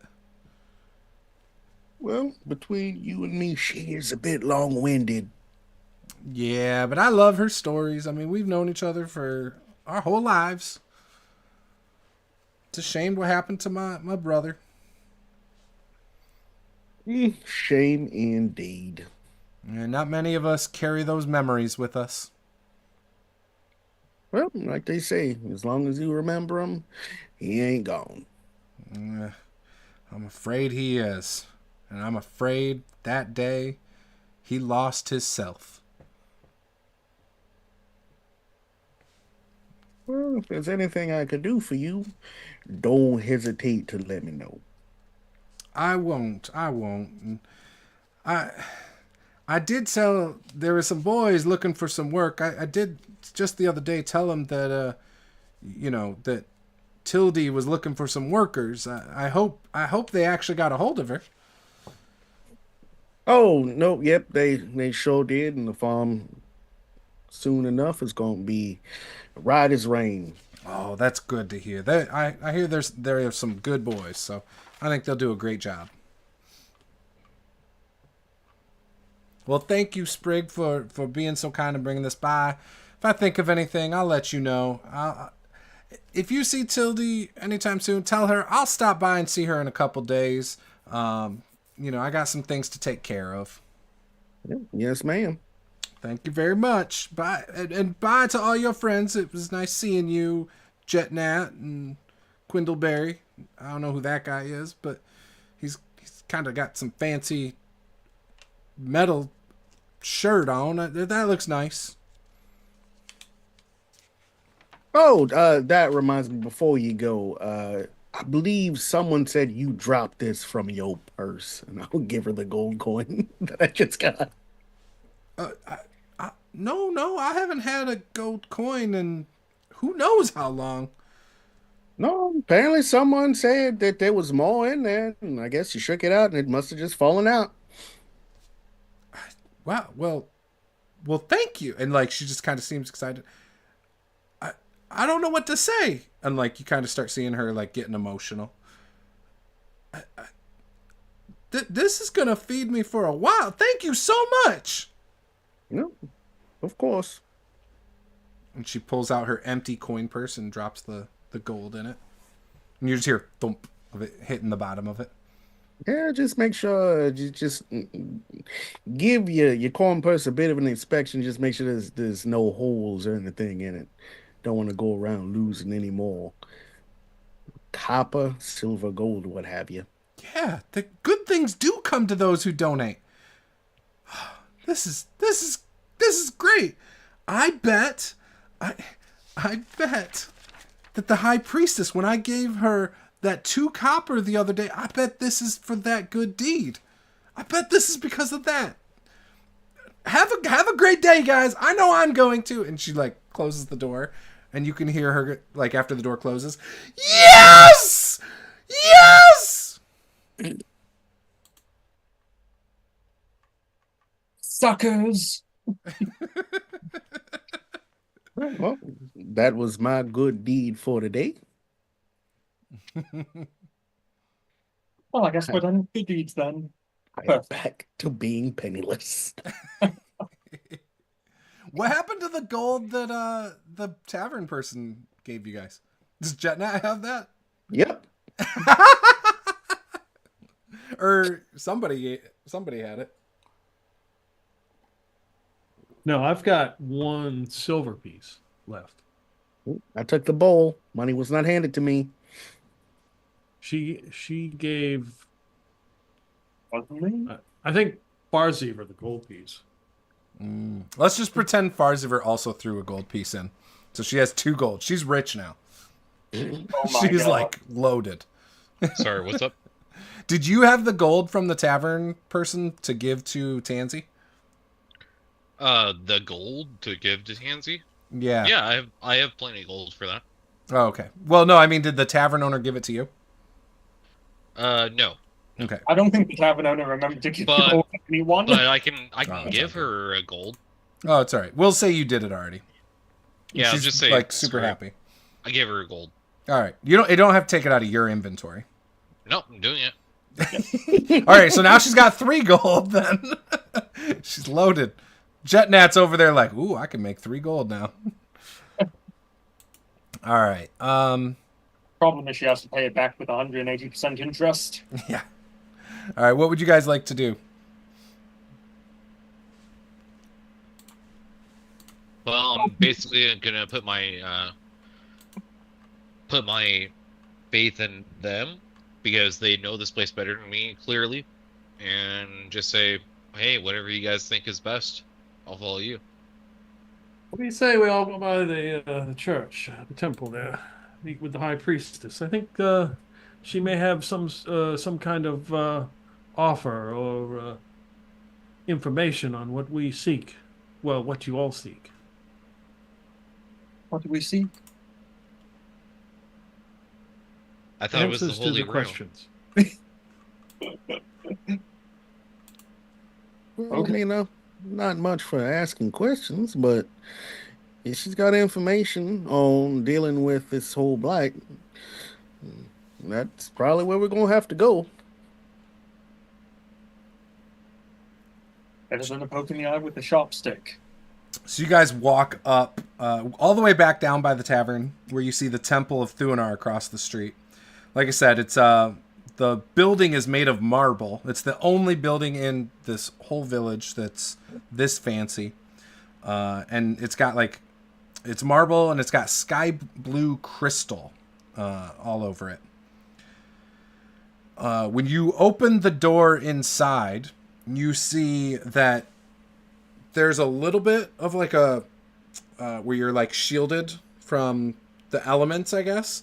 but then you can see into like a courtyard just like 10 feet in front of you.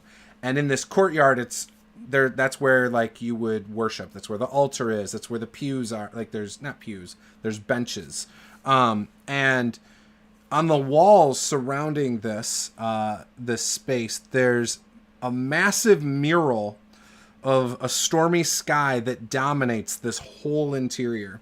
It's got intricate carvings of clouds with lightning bolts adorning the walls.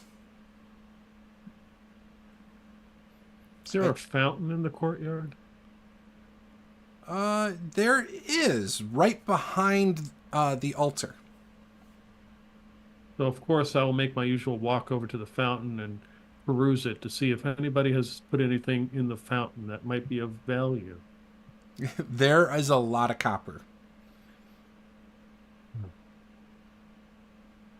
My character is going to go over to that same fountain, stand next to him, and throw in a gold coin.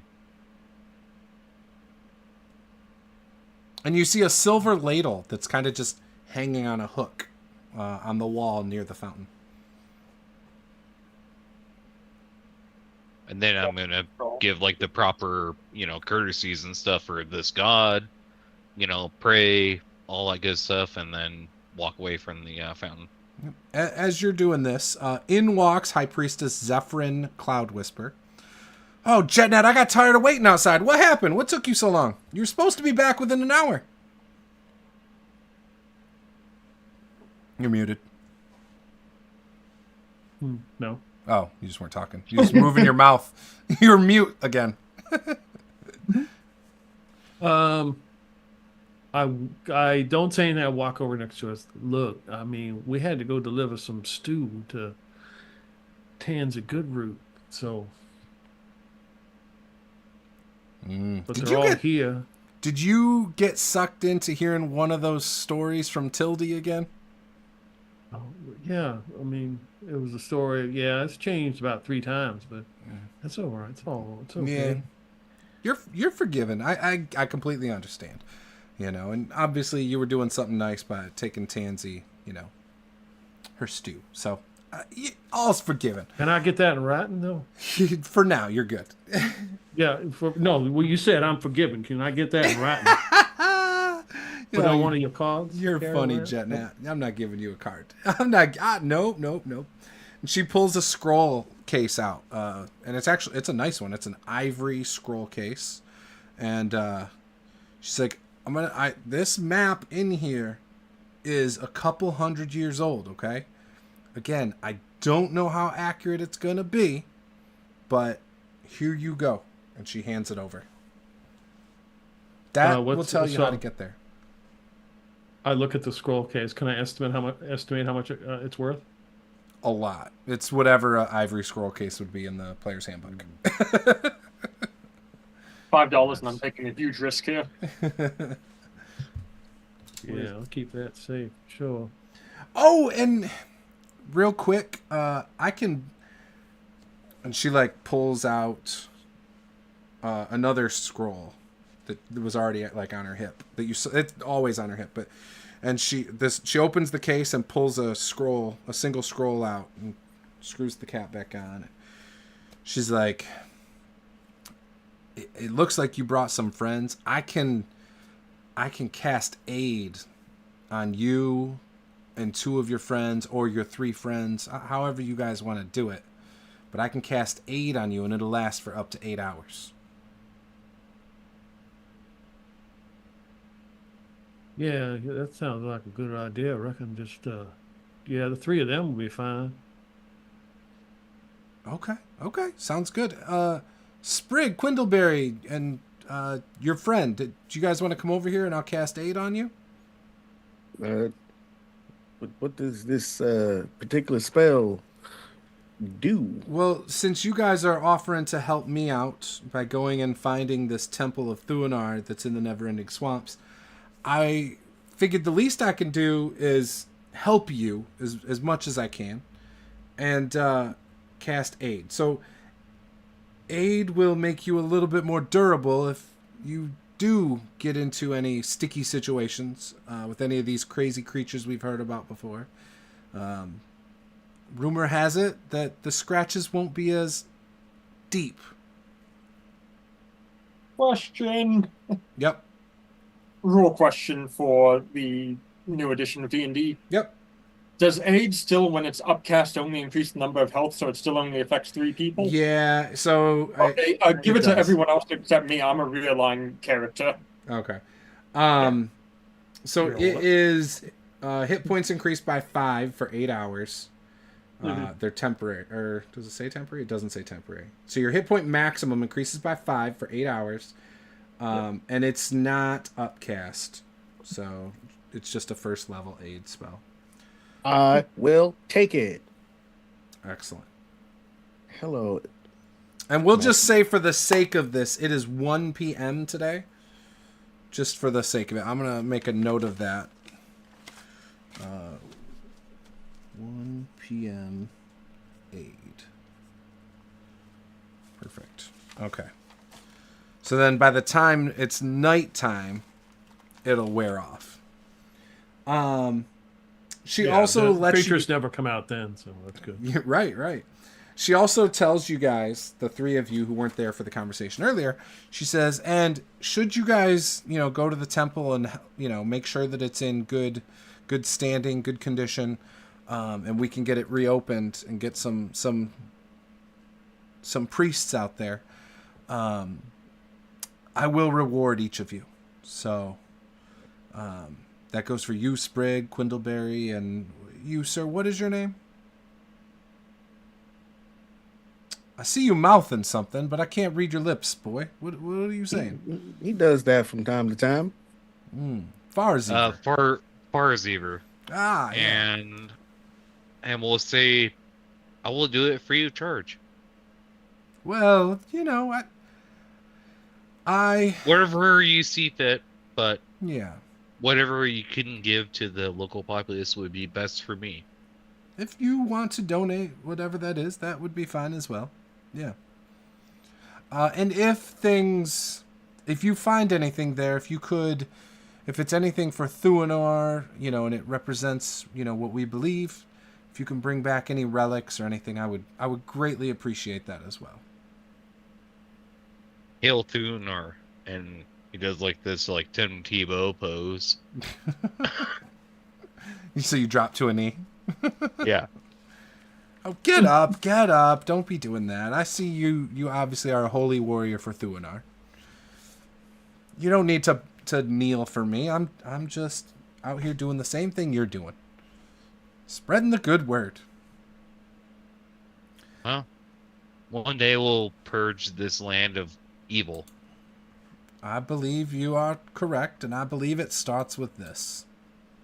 So thank you. Thank you to all of you for taking this on. Hail Thuanar.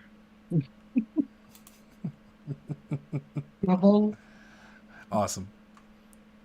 Is there anything else you guys need before you step out into the swamps? So I'm assuming the fountain is like holy water? Yes. Okay. So And I'll the take a ladle sip of there that. is perfect for it. Yeah. Yeah, I'm taking a sip of that while they're having this conversation. I will Kind of tastes bitter for you, Jet. No, I'm just kidding. So who are the 3 who took the aid spell? I think everyone except me, because I'm in the Right, so rear. Sprig, you're going to forego it then? Yeah.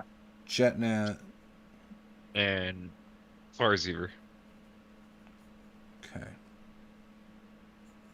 I will say that you have that gold piece now, Jeanette, because you're fishing out the coins. No, too, I'm right? not actually. No, I actually am not fishing it out. Oh, okay. I was tempted. I'm seeing if there's anything, like a root, like some gem or something ended up in there. He's battling his personal demons over there. Yes. It's constant tug of war. Oh crap! I've picked up some more items. I don't know. I may be encumbered. Oh yeah, I forgot about that. So I'm gonna grab like a flask or something and fill it up with some holy water. Okay. I'm sure there's one like on a mantle or something, right? Yep. You now have a flask of holy water. I'm encumbered with that flask. I'm over my carrying capacity. You need a belt of like mountain dwarf strength just so you can get to 16. Okay, so what I'm going to do... What's your strength? 4. Yeah, it's bad. It's 4. What? Yeah. Um, That might be the weakest character I've ever had in a game of mine. Do I see like him physically like struggling with the weight? Oh, dude, he's trying to fill the flask with the ladle, and you can see his arm shaking from holding the weight of it. okay, so Jedna, and I like slowly approach you and like put my hand on your back. Jedna, would you like some help with the weight, Master? yeah. Could you? Oh, yeah. I yes, can hold whatever yes. you need. Could you? Yes. Could you? Take this flask of holy water just in case we run into unseemly things in the swamps. Holy water is a good item. Yes, I will do so. I don't think we're going to see any halflings there.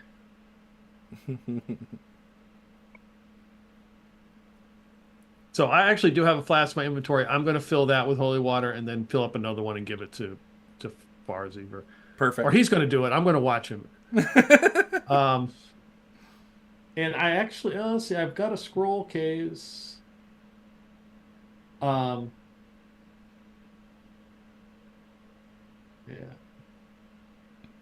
So, I'm going to put the map.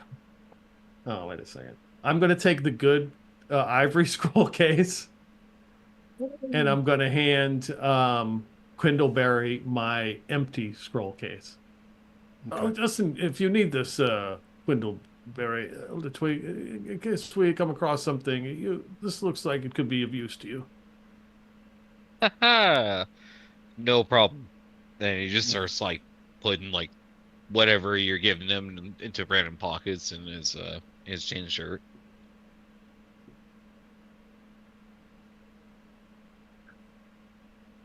Yes, goes. All right. This is going to go swimmingly. Is Jetnat like just a dangly gnome that has like no meat on his bones? Or what does he look like? He's got, let's see. Does he look sickly because he's like so weak? No, he's very, very old. Oh, okay. And he's got silver hair.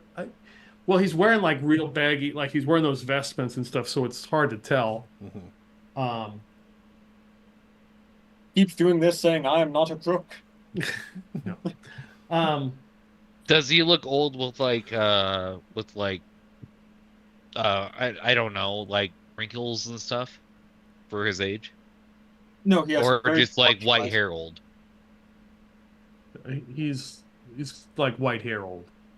Oh, okay. He's like white hair old, ears are twice the size of all the other gnomes, his nose is big, twice the size, because you know, as you age, your nose and ears continue to grow. Yes. Don't exfoliate. It may be. Let me. It's more. It's not like he's got like he's gaunt or whatever. He looks normal, but it's probably due to some. It probably is some sort of either age or injury. Mm-hmm. That the fact that he's not very strong. That makes sense. Okay, sounds good. Yeah. Or a combination of both. It's all the injuries from his youth of swindling people, taking their money, and then getting his butt kicked. Also, a lot of field hockey.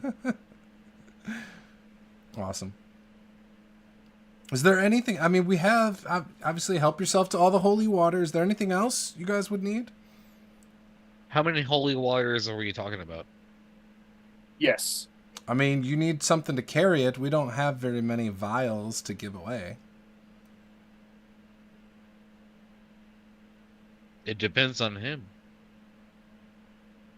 I mean, I've got one and you got one. All right. Is that going to be like a custom item, I guess? I don't know. I mean, you'd have to look in D&D Beyond and see if there's any. Just type in holy water. I'm pretty sure it's an item. It was in 2014, I think. It was, yeah. Although I know there's been other stuff in D&D Beyond that doesn't show up, unfortunately. And I don't know why they would have taken it out for the new book. That's weird to me. They have a holy water flask. They do have That's a it. holy water flask? Yeah.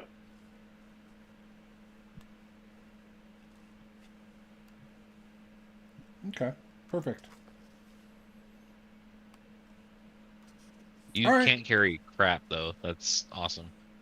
I think having a strength of 4 is amazing. That's all I'm saying. All I'm hearing is bag of holding.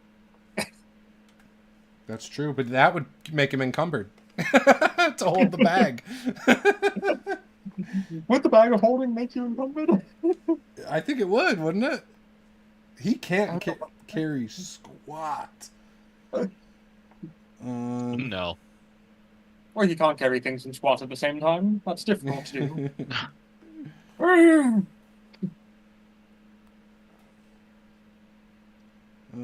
Sorry, I was trying to look. Yeah, they don't even have. I'm scroll assuming cases in here. Sprig has the highest strength here. I don't know. It's hard to tell. Maybe. They don't even have a scroll case in here anymore. That I had see. one on. I had It's one. in D&D Beyond. I'm looking in the book. Oh, yeah, it's in D&D. I mean, Oh, I spell put- scroll. Well, I just put, I edited mine, Ivory Scroll case. All right. Oh, here we go. There's a case. Map or scroll. 1 pound, 1 gold. Yep. Okay, they do have it. Never mind. All right. So, I should not talk until I know for sure. Next time. All right. Okay. So, you guys stepping out now then? Yeah. Yeah, stepping so up. essentially, Varzever is going to be like kind of in the front, but letting somebody like lead him kind of wherever he needs to go. So Okay. that's it. Who the swamps? So, Don't far need as swim Ever like the leads. back of my hand. In the lead, quote unquote, but somebody has to be there with me because I don't know where I'm going. Yeah, well, since he has the map, he will be near the front as well. And Okay. before he gets to the swamp, JetNet takes off the cloak, his liturgical vestments, and flips them inside out and puts them back on, and they're all like matted and like dirt on them. And I'm just gonna roll up the pant legs of my overalls. Okay. I am not wearing shoes because I don't need to. You're barefoot. Uh-oh. I'm barefooting it. Thank you for letting me know. They call him Bear Grylls. I'm sure that won't ever come back to bite you. I And got he's- a con of 18. I'll be fine. and he's got He's like, I'm really taking this Shit. unarmored defense to heart as a barbarian. Not even going to do shoes. What Or are boots. shoes if not feet prisons? Right. You don't need shoes. What were you saying, Jetnat? he's got a chain shirt on. He flips the vestments inside out and puts them over the chain shirt, Gotcha. and then reaches into his backpack and pulls out a straw hat. Well, I reckon we need to get going now. And you're saying this at like the step, like where it starts sloping Yeah, right down? before we're supposed to enter the swamps. You guys look up and you see Grizzle. Are you guys seriously going in there? That would be the case. Good luck. I will keep you in my thoughts. Yeah. I don't need luck. Me and Varzever Black just Bane like are gonna be fine. slams his shield against his chest a couple times. Was it Boom, boom, was it boom. Zephyrin who sent you?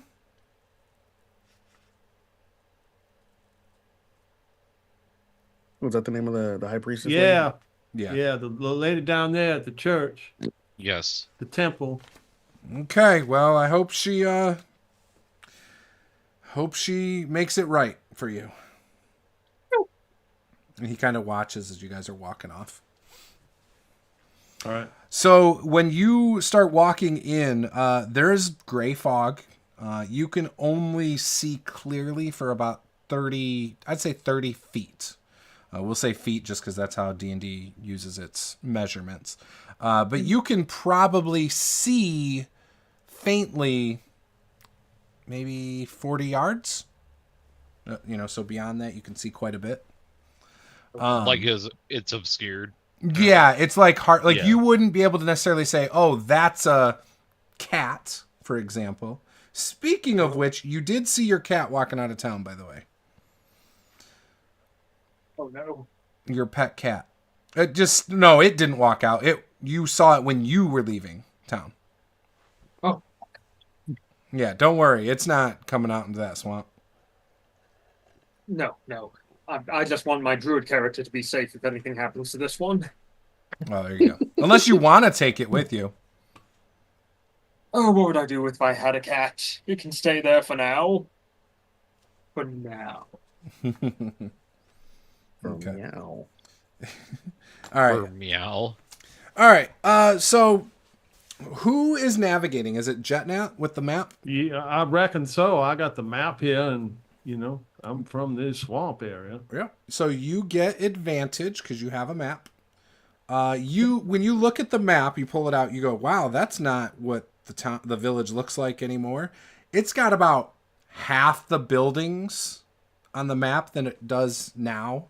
It doesn't have the new outpost. It has the old outpost, and you notice. Or some is other it from things. the future? Dun dun dun. Right.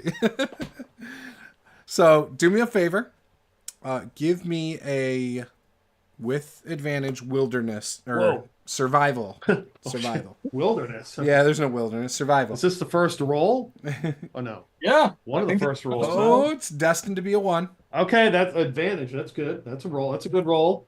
Okay. 2 ones. Dirty 20. Okay, good. So while the trees and stuff don't reflect what the swamp is set up like anymore, you at least can tell the direction, or at least you feel like you can tell the direction that you should be going based on where the buildings that you know of the village in relation to where the temple is. Right. You think you can get there in like a half hour. Like you don't think this is going to be hard at all. And you're walking, and as you guys are walking, you come up on a creek. And this Yeah, creek, crick, as we like to call it. In A the bog. crick. Yeah, that's a crick. yeah, you call it crick. And it's probably 15 feet across. The water is still, like there's no flow at all. And you can see like just a ton of bugs hovering over top of it. With no break. If you look left, it almost seems like it goes on, and you look right, it looks like it goes on until you can't see. Of these little tiny like gnats or whatever type of bugs they are. What would you guys like to do? I'm Are gonna. there any animals, specifically ones that want to eat us, anywhere in the vicinity? Give me a perception check, Sprig. Yay, my first D20 roll. Okay, that's not that good, but it's not that bad. That is a total of 11. That's not bad. So you look around. Oh, you're at disadvantage because of the fog. Sorry, I forgot to say that. All right. I'm sorry, that was a 6. You see everything. Yeah, you're not seeing anything other than these bugs that you're just like, ugh. That's kind of gross. So I will focus. I'm gonna. Anything? I mean, other than it smells like a swamp. Is there anything off that smells like more dead? Give me a perception roll. What is my perception? Oh, this character actually has a piece. Like a +2 or something? +1? +4. That's another Ooh. dirty 20. Wow. And all you were the trying to skills I have. smell like anything rancid or dead? Yeah, like more so than the normal stinking of a swamp. You see Sprig start kind of looking around and like turning around, and you can't tell if he's lost or what, because Normally, you would think, oh, Sprig's probably trying to find something, but he just looks confused as he's kind of looking around, like almost like he doesn't even know what he's looking for. And as he's doing it, you start looking and sniffing, and you see this like little couple tentacled little creatures that kind of are poking out of the water real slow, like these eye stalks, real tiny ones. I don't know. They got like little eyes on them. There's two, and they stick up, and it almost looks like it's poking out of like a mushroom cap, like a brown mushroom cap, and it's looking around. Okay. This is probably something I ain't never seen in here. Yeah, you've never seen that before. No, that's unnatural. Very unnatural. We might want to back away from this creek here. There's something in there that ain't right. What do you mean? And I look over there and I point over at the eye stalk. Ah, yes.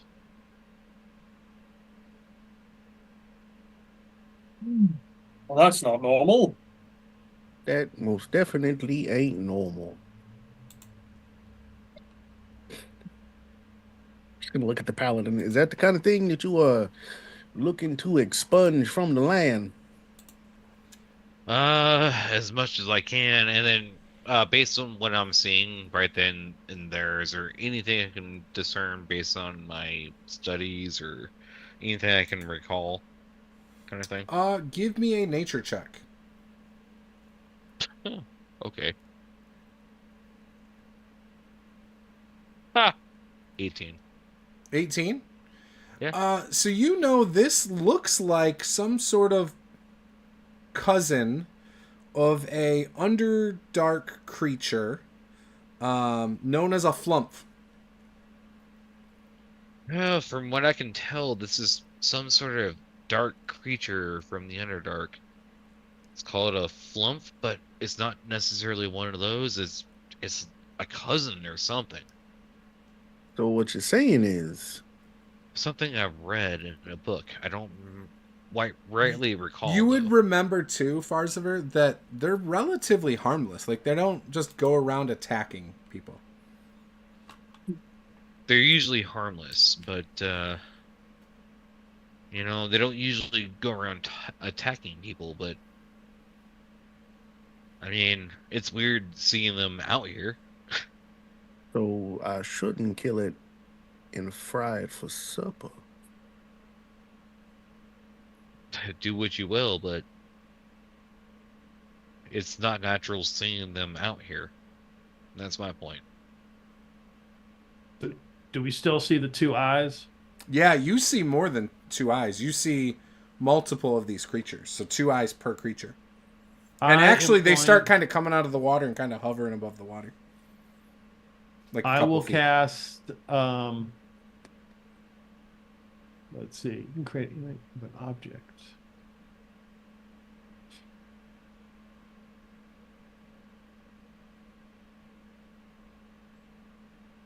Create a sound or an image of an object within range. So I want to use minor illusion and cast like a bullfrog. Okay. And have it sit like right at the edge of the creek there, and just sit there to see if they do anything. Is its name Jeremiah?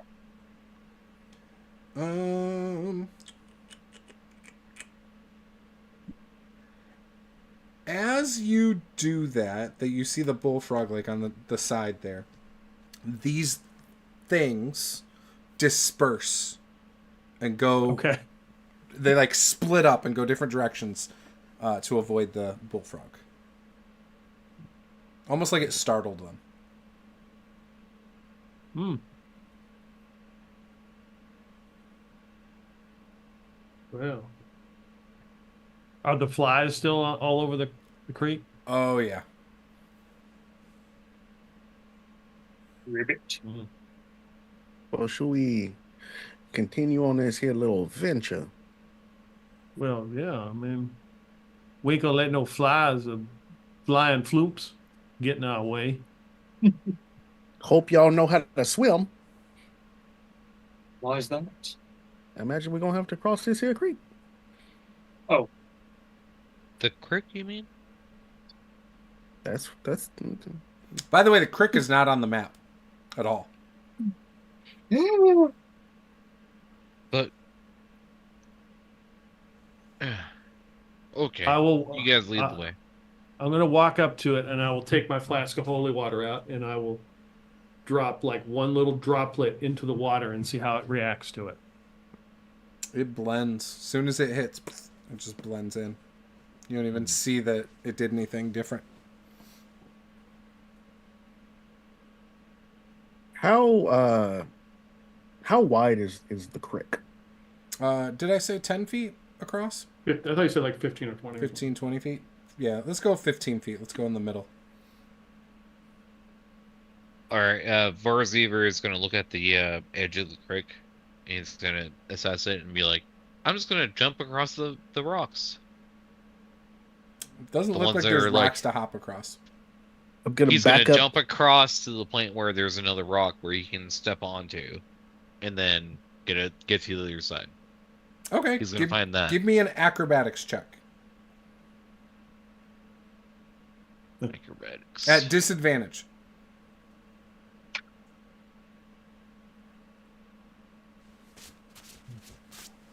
Oh, sorry.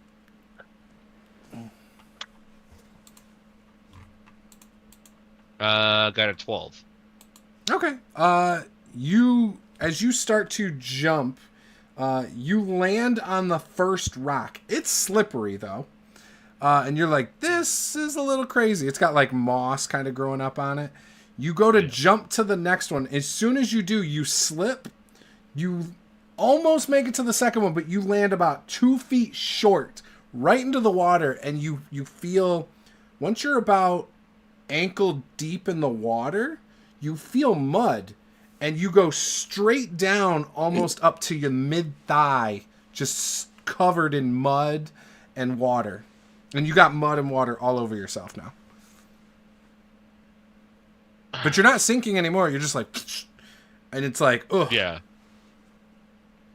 All right, whatever. And then I try to clear myself off as I'm pulling myself out. Just gonna watch that. watch the first step. What? I'm sorry, what'd you say you were doing, Farziver? You're trying to continue to get out or move across? Who, me? Yeah, would you say you're trying to, like, walk across just- now? Like, as I'm pulling myself out, I'm trying to clean myself off a little bit. Like, Oh, did you know. go back then? no, I'm going. Oh, you're trying to go forward. Okay. Yeah. With every step you try to go forward, one, it's incredibly hard because of how much mud it is, but you almost feel like you're going deeper into the mud. All right, I stop playing. I'm like, Yeah, this it's is crazy. I'm getting deeper. Chest high here. almost. Try not to move as much, otherwise you'll find yourself sinking deeper and deeper. Give me a moment, I'll help you out as soon as I get across. I'm just gonna back up 10 feet and then run full speed and jump 20 feet across the creek. So, what is your range on your jump? 20 feet. All right, perfect. You do jump. You jump across, and you're like, you land, and for a minute, it looked like you were gonna be able to swing from a tree branch that was kind of hanging just over the other side, but you just kind of let it be, just land perfectly. But it looked like you might grab that branch. You're just like, ugh, and you didn't even need to. I'm strong. Do I have a rope? I do. Okay, I was gonna say if nobody has a rope, that would be nuts. I will take out my rope and then throw part of one end of the rope to Farzvir. Like, just go ahead and grab the rope. I'll haul you out. Okay. All right, then Barzever grabs it and starts pulling himself out. Yeah, All right, so I'll you're also gonna like- be- like be pulling pulling the rope. up to the beach. You know, like that scene where he's like getting all exhausted when he gets up to the actual spot where he can come. He's like, not my finest moment. As you get out on the other side, what is Quindleberry and Jetnat doing? Good now. Do we have to cross this creek? Yeah, I reckon so. That's the only way. This is the way we gotta go. Looks to either side. I ain't jumping that for sure. Not with my bad hip. Let me go. Let me go. I'm gonna look for a fallen log or something so I could maybe at least put in the water. Yeah, there's Oh, some. we stand on. There's definitely some logs around, like some dead, messed up trees. That's true. Quindleberry, can you push these in the water there? Yeah, I'll take care of it. I can't bend over that far with my back the way it is. I understand.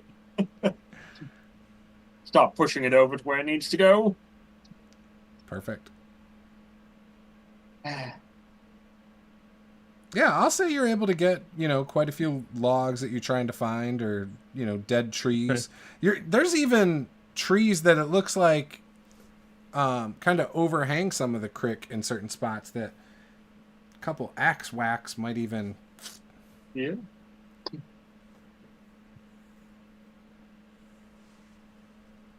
Won't be too hard to deal with this. So give me... so you've got a log that's like all the way across.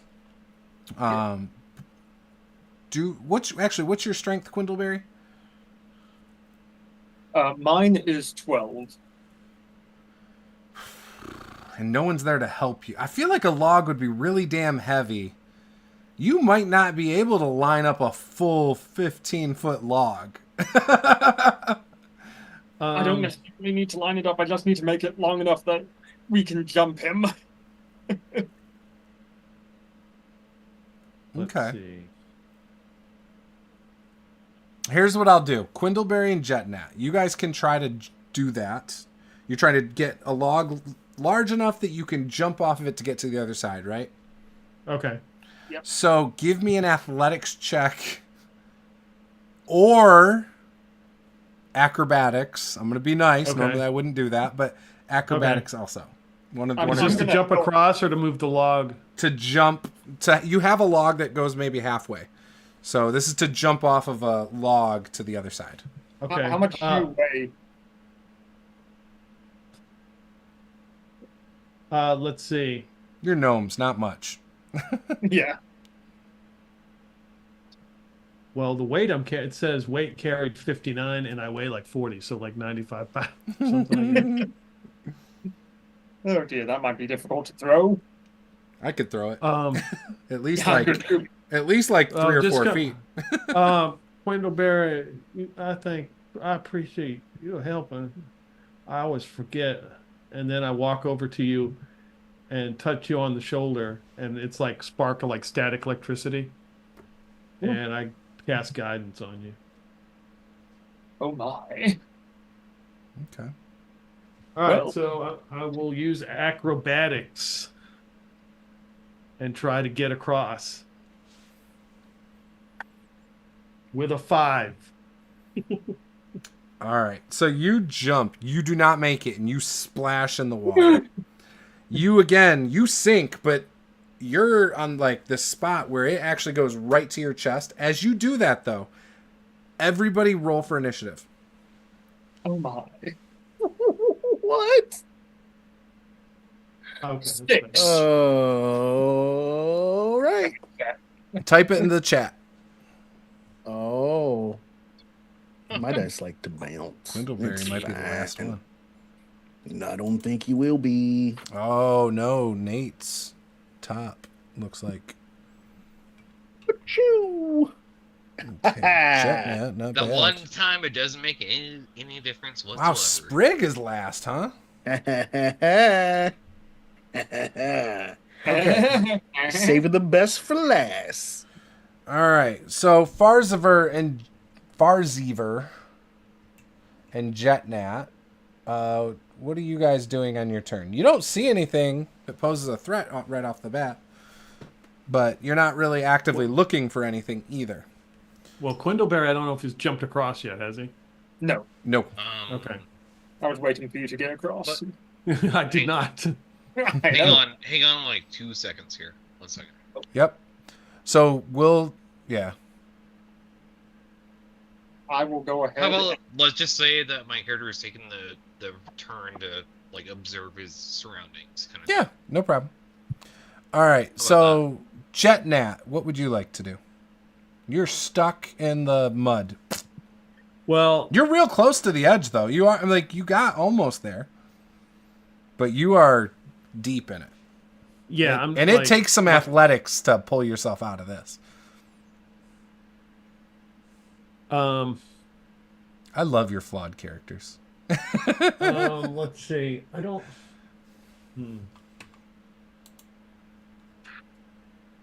Not anything that would. Nope, that wouldn't work.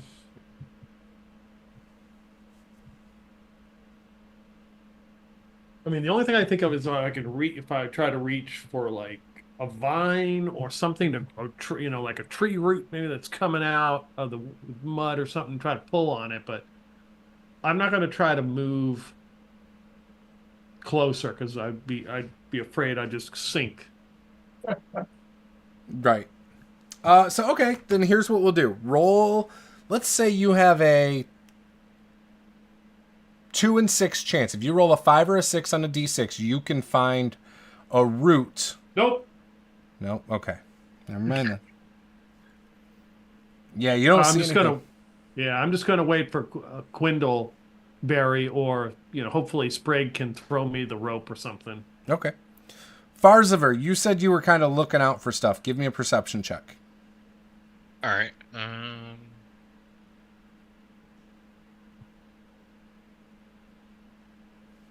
Perception, right? Yep. 13. Okay.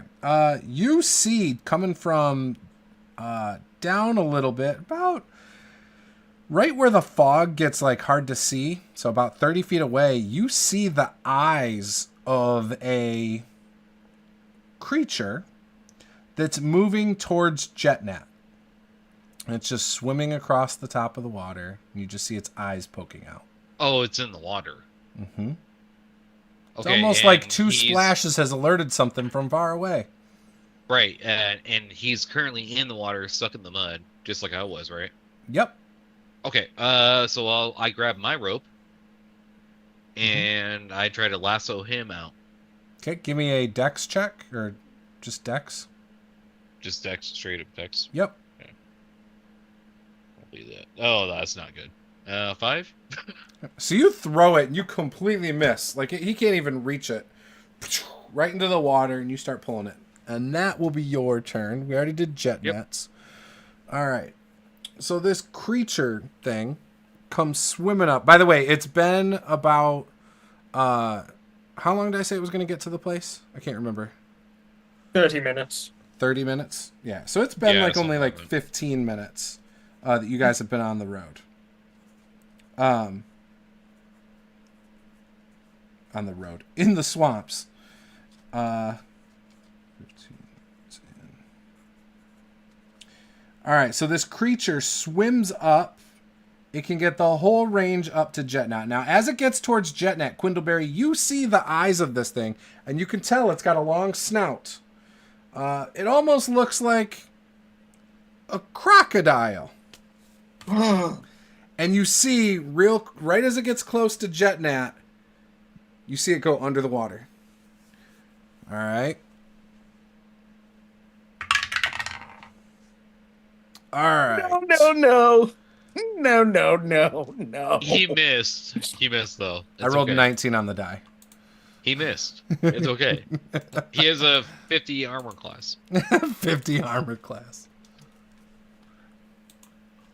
Hang on. Oh no. Oh no, no, no, no, no. Ooh, someone's Okay, going to have so- to make a new character. Plus 2. Oh my gosh. Okay. Okay, so that is 8 piercing damage Okay, what did the aid give us? plus Plus 5 hit 5. points. Okay, temp HP. Okay. Medium smaller. No, permanent. And you are grappled. Okay, fantastic. And and you have the restrained condition. So you feel this thing clamp on your arm that's under, or not your arm, like on your side, right on your ribs. And yeah, that was his turn. And it is now Quindleberry's turn. Can we see this thing? You did see it, Quindleberry. In fact, I think everyone also heard Jetnat. Jetnat, what noise do you make as you feel these teeth wrap around your body? Good gracious alive! I love it. So what would you like to do, Quindleberry? You can see roughly where it's at. You can see its tail kind of sticking out of the water a little. Let me see. Yeah. Don't worry, it's only a CR half, guys. Come on, it can't be that Yeah, bad. I will pull out my wand. I will aim it at the crocodile, and I will go ahead and say, "Give me a wisdom saving throw," because I cast sleep on it. Sleep? Oh, is that how sleep works now? It changed? Yeah, it's a wisdom saving throw. Ah, I didn't know that. That's interesting. I liked it before because it could actually hurt friendlies. Yeah. 14. What do I have to beat? 15. So you are currently incapacitated Okay. until the end of your Oh, next. thank God. You Oh, feel Lord, the good teeth God. lighten up on you, Jetnat. Hmm. You can still feel they're there, but they're not biting down on you anymore. I think it's time for you to go. And I will end my turn standing on the log, watching this. Okay. You're trying to be careful to get across it?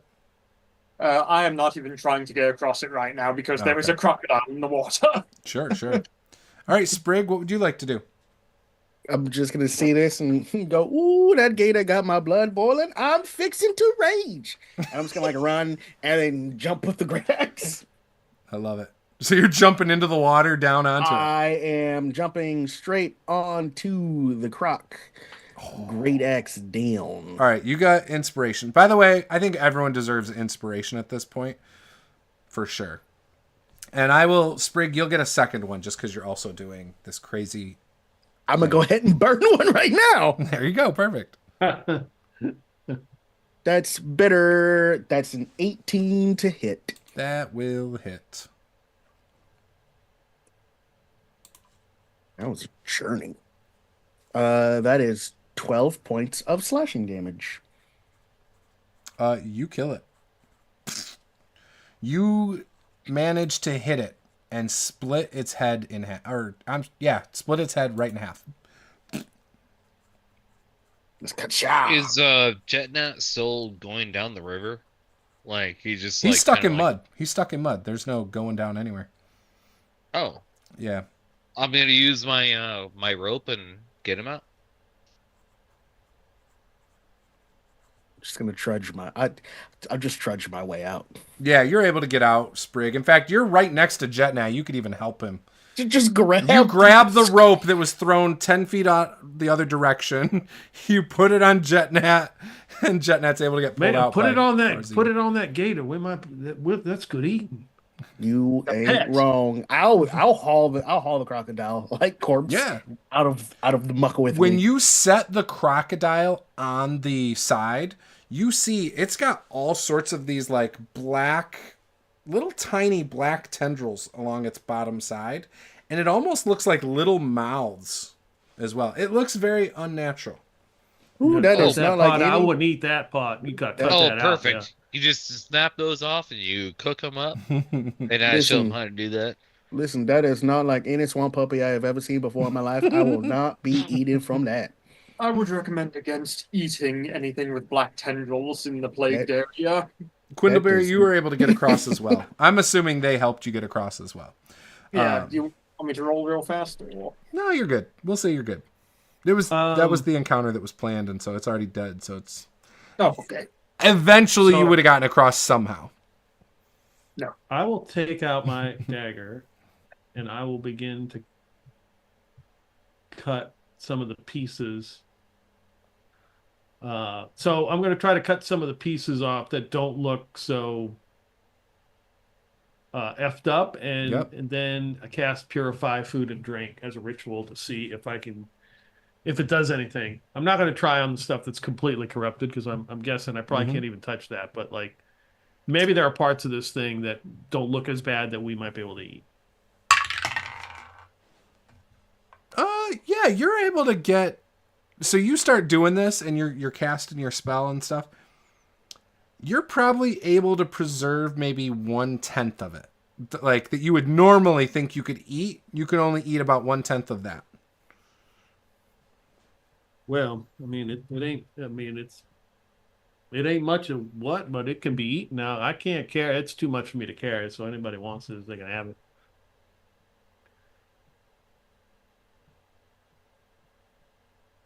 All right. Well, I'll carry out the rest that you can't carry. there you go. You got a slab of croc meat. Crock meat. All right. All right. You cook it here, or you continue your journey. Well, we've only been traveling for 15 minutes. We should probably continue. Sure. Jetnet though had big bite out of his stomach. I was just putting it out there. I'm Uh, going to hold my rage for the next 10 minutes. Okay. Oh, cool. You do that? Yep. Just Nice, 10 minutes, nice. and then after that, you're raging. Yep. No, Chop no some stuff. bars. Just seething So underneath. you're walking for 10 minutes, and all of a sudden, Sprig calms down. And there's still 5 minutes to go to get to the temple. And you walk another 5 minutes, all of you. What if we dash? What if you what? Died? What if we dash? Oh, on the way, I'm gonna cast lay on hands on Jetnet.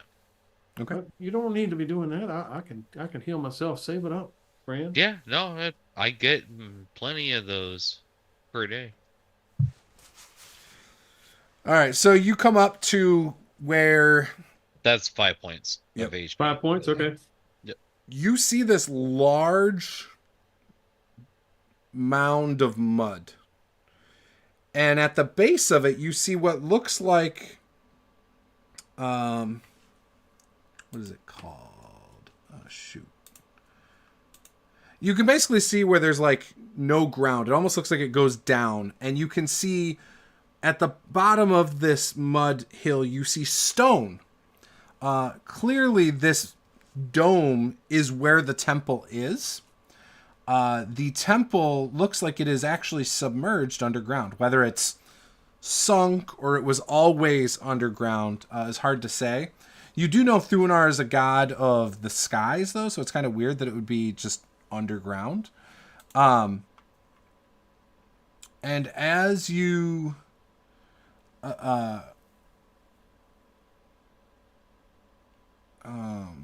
sorry, I'm reading something. Okay, so you see the entrance door. It is a double door, and there are stairs that go down to it, but the floor is submerged in water. On the sides, almost diagonally going from the doors outward, you see a 3-foot ledge above the water. And there are 3 broken statues on each side. So the entrance to the dungeon is a partially submerged archway with remnants of storm motifs etched into the stone. The water you can see through actually does look like it's only maybe ankle deep. And these statues are all broken of winged figures, and they line the walls. Their faces melted into unrecognizable shapes. And we will end the session right there at the entrance, at you guys standing atop the stairs. All right. With that, we will go around, let everyone plug whatever they want to plug. Does anyone here have anything they want to plug or no? No? Okay, we won't even... No. Everyone go check out BN Drake's YouTube channel. He posts a bunch of great stuff. So we'll let Peter plug his stuff. What games do you have going on over on BN Drake, Peter?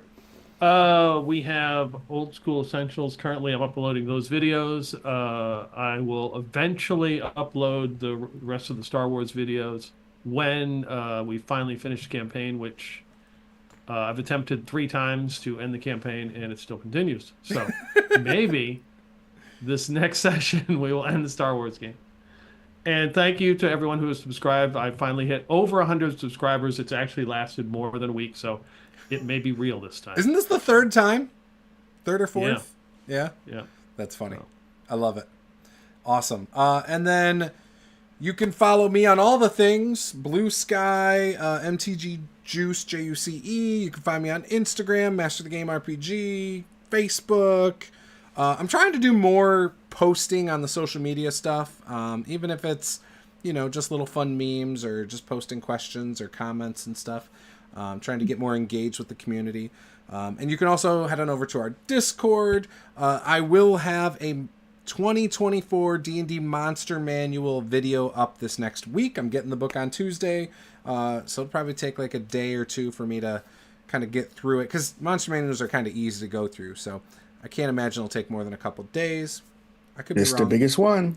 It's the biggest one. 504 monsters. I guess 70 some of them have never been in the 5th edition D&D books, supposedly. But Blob of Annihilation. Is that one of the new ones? I haven't seen that one yet. That is one. Listen, I've been watching so many videos on this. Have you? That is one of. I've been salivating for so long. I'm pretty excited about it. I think it'll be a good one. I like what they've done with the 2024 books. So I've done reviews on the Monster Manual, the Player's Handbook. Maybe I'll do another one of those before Tuesday. So I got, a day to do it? Just to give my opinions on the 2024 stuff. But yeah, I want to thank you guys for watching. If this is your first time, hit the subscribe button. Would love to hear your feedback on the game in the comments. And we will see you guys in the next one. Game on.